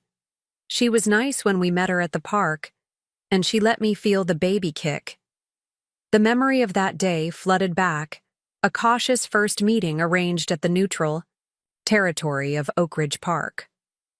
Vanessa had been visibly nervous, uncertain how to interact with my children, but her natural warmth had quickly won them over, especially when she invited Lily to feel the baby moving. I'll talk to Vanessa, I promised. But remember, she might be too tired.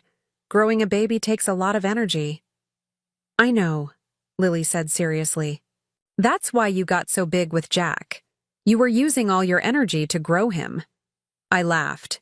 touched by her matter-of-fact understanding. Exactly. Later that evening, after the children were in bed, I texted Vanessa. Lily has specifically requested your presence and the babies at her birthday party next Saturday. No pressure at all if you're not up for it. Her response came quickly. I'm honored, she asked. Are you sure that wouldn't be awkward with Thomas there? And Eleanor? A valid concern. While my relationship with Thomas had evolved into something resembling respectful co-parenting, tensions still flared occasionally. And Eleanor? Well, Eleanor was making efforts in her own way, though she still struggled with the reality of her son's expanding family. Thomas will be fine, I texted back. As for Eleanor, she's learning to adapt. Your presence would actually be good for her. A chance to practice her new mantra. What mantra is that? Vanessa replied with a laughing emoji. Family comes in many forms, I wrote. Harold makes her repeat it whenever she starts getting judgmental. The evolution in Harold and Eleanor's relationship had been one of the most surprising developments of the past 6 months. After decades of deferring to his wife's stronger personality, Harold had finally found his voice and was using it to gently but firmly guide Eleanor toward a more inclusive, less controlling approach to family dynamics. In that case, I'd love to come, Vanessa texted. Just let me know if you need me to bring anything. I set my phone down with a small smile, marveling at how far we'd all come. If someone had told me 6 months ago that I would be casually texting my husband's pregnant ex-mistress about my daughter's birthday party, I would have thought they were insane. Yet here we were, navigating this complex situation with a grace I couldn't have imagined in those first raw days after discovering Thomas's betrayal. The journey hadn't been easy, of course. There had been painful conversations, tearful nights, moments of doubt and anger. The legal aspects of the separation had been particularly challenging, dividing assets, establishing formal custody arrangements, untangling 11 years of shared life. Thomas and I had ultimately decided on divorce, a decision reached not in the heat of anger but through careful reflection on what we both needed moving forward.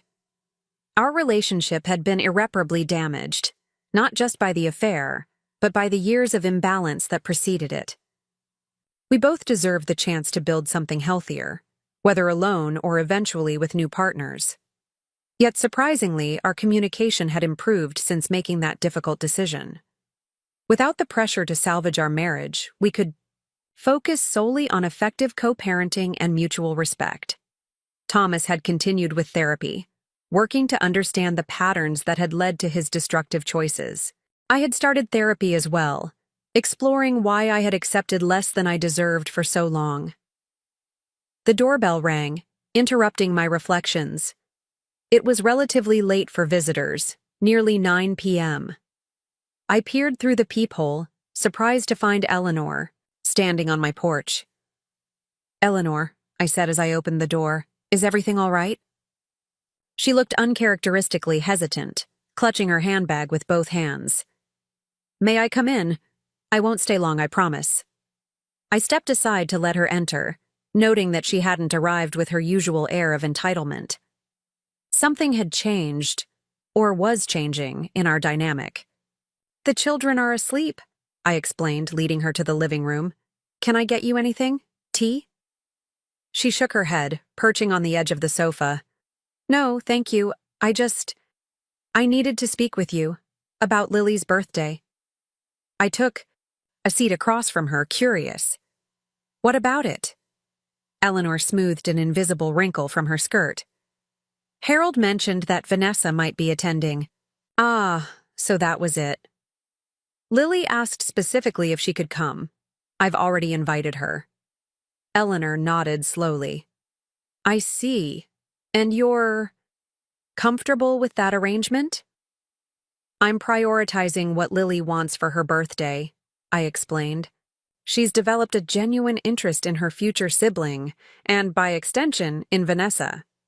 I'm not going to discourage that healthy curiosity just because the adults might feel awkward. That's Very mature of you, Eleanor acknowledged, a note of genuine respect in her voice. Thank you, I said simply. She clasped and unclasped her hands, clearly working towards something difficult. Rachel, I owe you an apology. Several, actually, but let's start with the most recent. I've been less than supportive of your handling of this situation with Vanessa and the baby. The admission was so unexpected that I momentarily struggled for a response. You've been processing a difficult situation, I said finally. We all have. True, but I've been processing it rather badly, she said with a wry smile I'd never seen before. Harold hasn't hesitated to point that out. The mention of her husband brought another question to mind. How are things between you and Harold? I've noticed a change in your dynamic. Eleanor's expression softened. Harold has found his voice after 42 years of marriage. It's been adjustment for both of us, but a necessary one. She paused. He admires you greatly, you know. Says you've shown more grace through this ordeal than anyone had a right to expect. I felt a rush of affection for Harold, who had become an unexpected ally and advocate. That's kind of him. It's true, Eleanor insisted. And he's right. Which brings me to why I'm here. She took a deep breath. I wanted to ask if there's anything specific I can do to make Lily's birthday more comfortable for everyone, including Vanessa. The offer left me momentarily speechless. This was miles away from the Eleanor who had once pressured me to forgive, Thomas regardless of my own feelings, who had tried to use my children as pawns in her campaign to preserve family appearances. That's very thoughtful, I managed. Don't look so shocked, she said with another small smile. Even old dogs can learn new tricks. Or so Harold keeps telling me. I laughed despite myself. Well, there is one thing. Vanessa might feel a bit isolated, being the newest addition to this complicated family tableau. Perhaps you could make a point of speaking with her, making her feel welcome. Eleanor nodded, taking this suggestion seriously. I can do that. She is, after all, carrying my grandchild, she hesitated. Harold and I have been discussing how we want to be involved in this new baby's life. We both agree we'd like to offer the same love and support we give Lily and Jack, if Vanessa is comfortable with that. Another surprise. Have you discussed this with Vanessa directly? Not yet, Eleanor admitted. I wasn't sure it would be welcome given our history. I think she would appreciate the gesture, I said carefully. She doesn't have much family nearby, apart from her sister in Seattle. Eleanor nodded decisively. Then I'll speak with her at the party. Properly this time, not with the condescension I showed during our only other interaction. As Eleanor prepared to leave a few minutes later, she paused in the doorway. Rachel, may I ask you something personal? Of course, I replied, curious. How did you do it? Find this strength, this grace, when you had every right to be bitter? I considered the question seriously. I suppose I realized that holding on to anger was only hurting me and, by extension, my children. And I decided that modeling forgiveness, not forgetting, not excusing, but genuine forgiveness, was more important than being right or making others suffer for their mistakes. Eleanor studied me for a long moment. You're quite remarkable, you know. I wish I'd appreciated that sooner. As I watched her walk to her car, I reflected on how this entire painful journey had revealed unexpected dimensions in all of us. Eleanor's capacity for growth, Harold's quiet strength, Thomas's ability to face his flaws honestly, Vanessa's dignity and directness, and my own resilience. A quality I hadn't known I possessed until it was tested so thoroughly. Lily's birthday party arrived on a perfect spring Saturday, the backyard decorated with streamers and balloons in her favorite colors. Thomas arrived early to help set up, our newly established co-parenting routine working smoothly despite the lingering sadness of our failed marriage. Vanessa texted, he told me as we arranged gift bags on the picnic table. She's running a few minutes late, but definitely coming. She sounded nervous. I imagine she is, I acknowledged. This can't be easy for her either. Thomas nodded, his expression thoughtful. Thank you for including her, for making this easier than it has any right to be. I'm doing it for Lily. And Jack, I reminded him. And for the baby. They deserve adults who can put aside their differences. Still, he insisted, not everyone would handle this with such grace. I remain in awe of your capacity for forgiveness. I was saved from responding by the arrival of the first young guests, a flurry of excited 8-year-olds bearing brightly wrapped presents. Soon the backyard was filled with children's laughter, the complications of adult relationships temporarily overshadowed by the simple joy of celebration. Harold and Eleanor arrived as I was setting out the cake, Harold carrying a large gift wrapped in princess paper, Eleanor looking uncharacteristically nervous in a casual sundress I'd never seen before. Rachel. Harold greeted me warmly, leaning in for a quick hug. Everything looks wonderful. Thank you for having us, Eleanor added, her formality belying her uncertainty about her place in this new family configuration. Of course, I said simply. You're Lily and Jack's grandparents. That hasn't changed. A flash of gratitude crossed Eleanor's face. Thank you for that.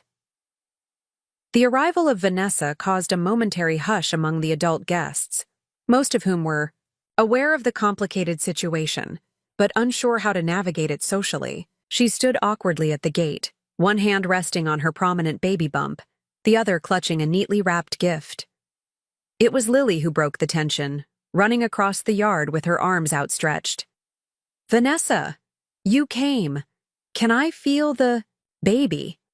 Vanessa laughed, relaxing visibly as she accepted Lily's enthusiastic hug. Of course you can. He's been especially active today. It's a boy? Lily asked excitedly, placing her small hand on Vanessa's stomach.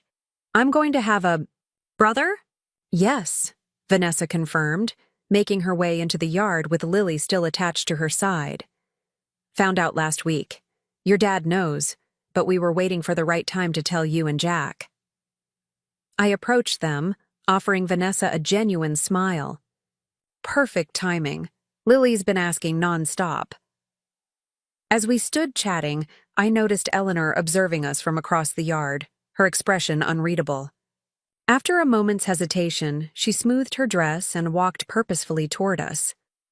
Vanessa, she said, extending her hand formally. Thank you for coming. It means a great deal to Lily.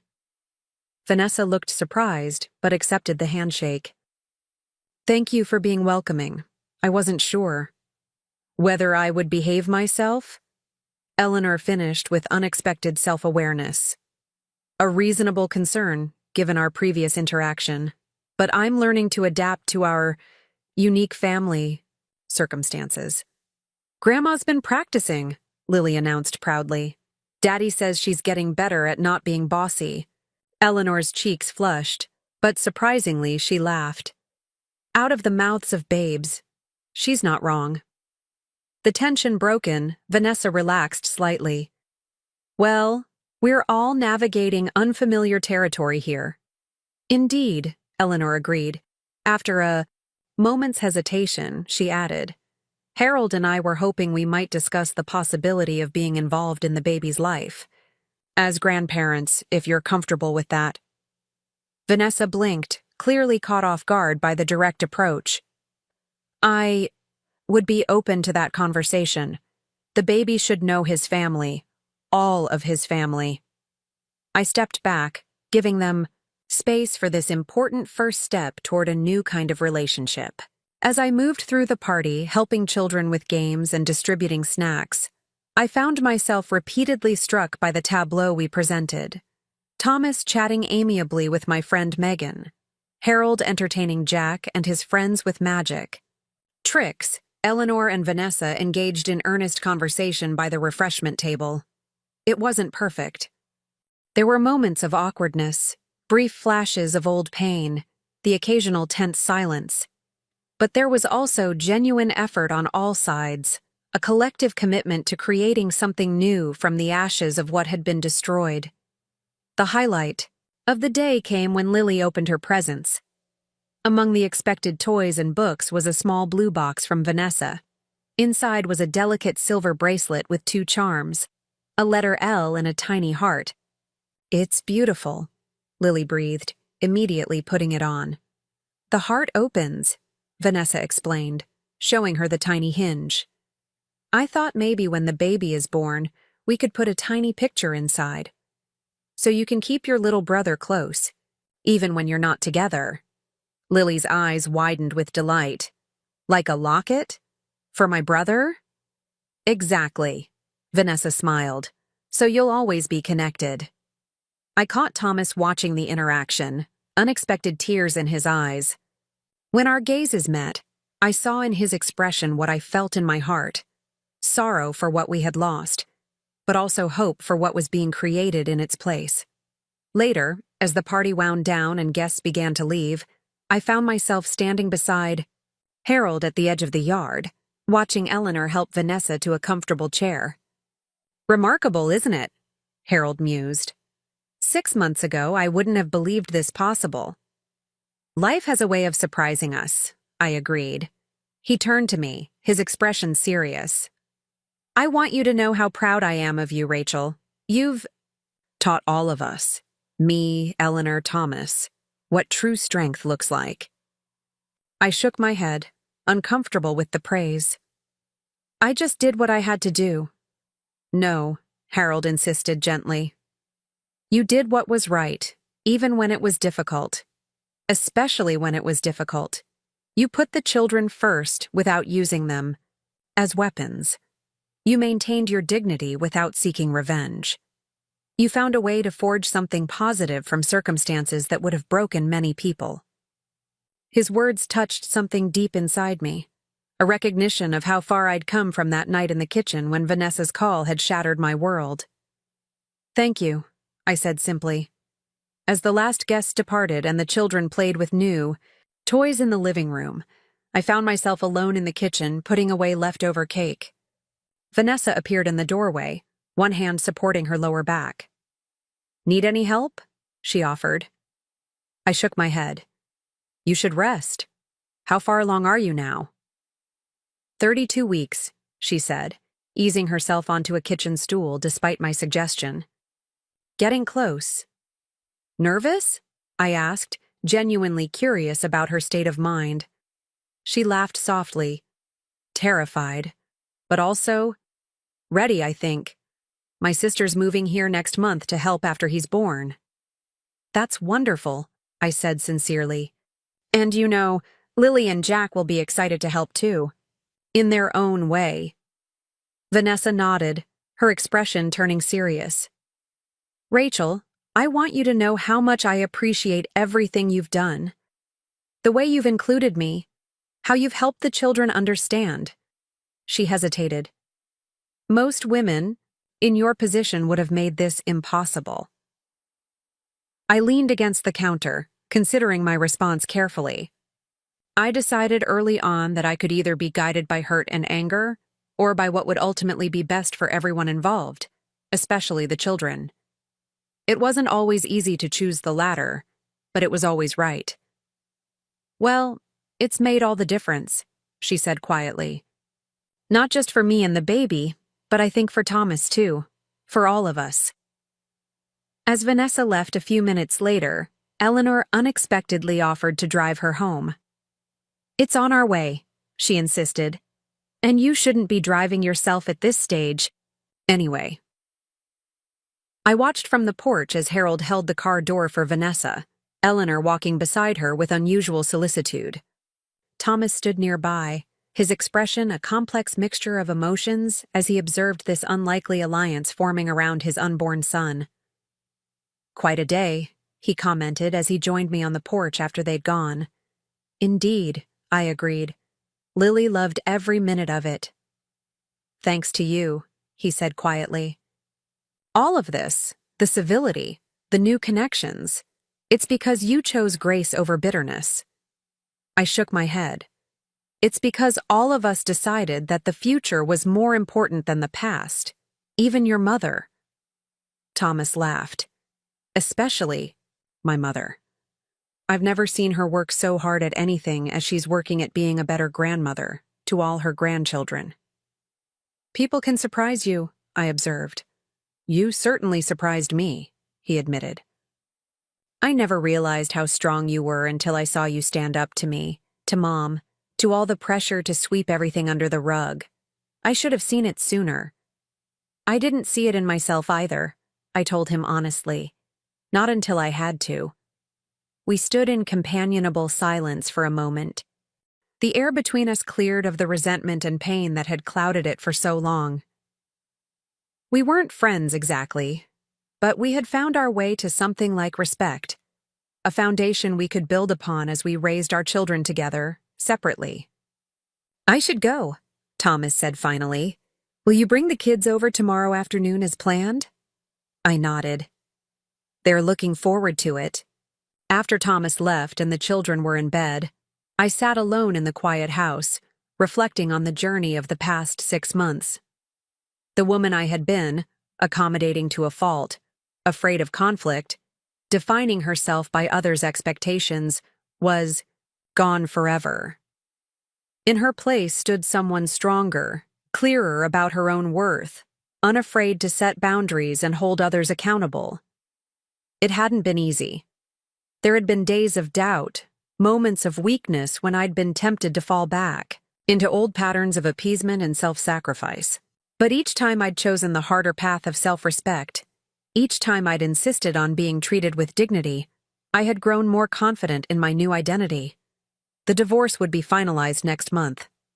Thomas and I would officially end our marriage, acknowledging what had been true for some time, that we had grown in different directions, that the foundation of our relationship had been built on uneven ground. Yet, from those broken pieces, something unexpected had emerged. Not reconciliation, but a different kind of family. One that included Vanessa and her baby boy. One that honored Harold's quiet wisdom and even Eleanor's belated efforts to grow, beyond her controlling instincts. One that prioritized genuine connection over appearances, honesty over comfortable lies. As I prepared for bed that night, I caught sight of my reflection in the bathroom mirror. The woman looking back at me had the same features as always, but there was something different in her eyes. A certainty. A peace that hadn't been there before. You did it, I whispered to my reflection. You found your voice. You chose what was right over what was easy. You built something beautiful from something broken. And that, I realized, was the greatest gift I could give my children. The example of a woman who valued herself enough to demand respect, who found strength in vulnerability, who chose forgiveness not from weakness, but from power. Outside my window, the spring night was alive with possibility. Tomorrow would bring new challenges, new opportunities for growth, new chances to practice this hard-won wisdom. But tonight, in this moment of quiet reflection, I felt only gratitude for the journey that had brought me here, to this place of unexpected peace, of authentic strength, of genuine new beginnings. Up next, you've got 2 more standout stories, right on your screen. If this one hit the mark, you won't want to pass these up. Just click and check them out.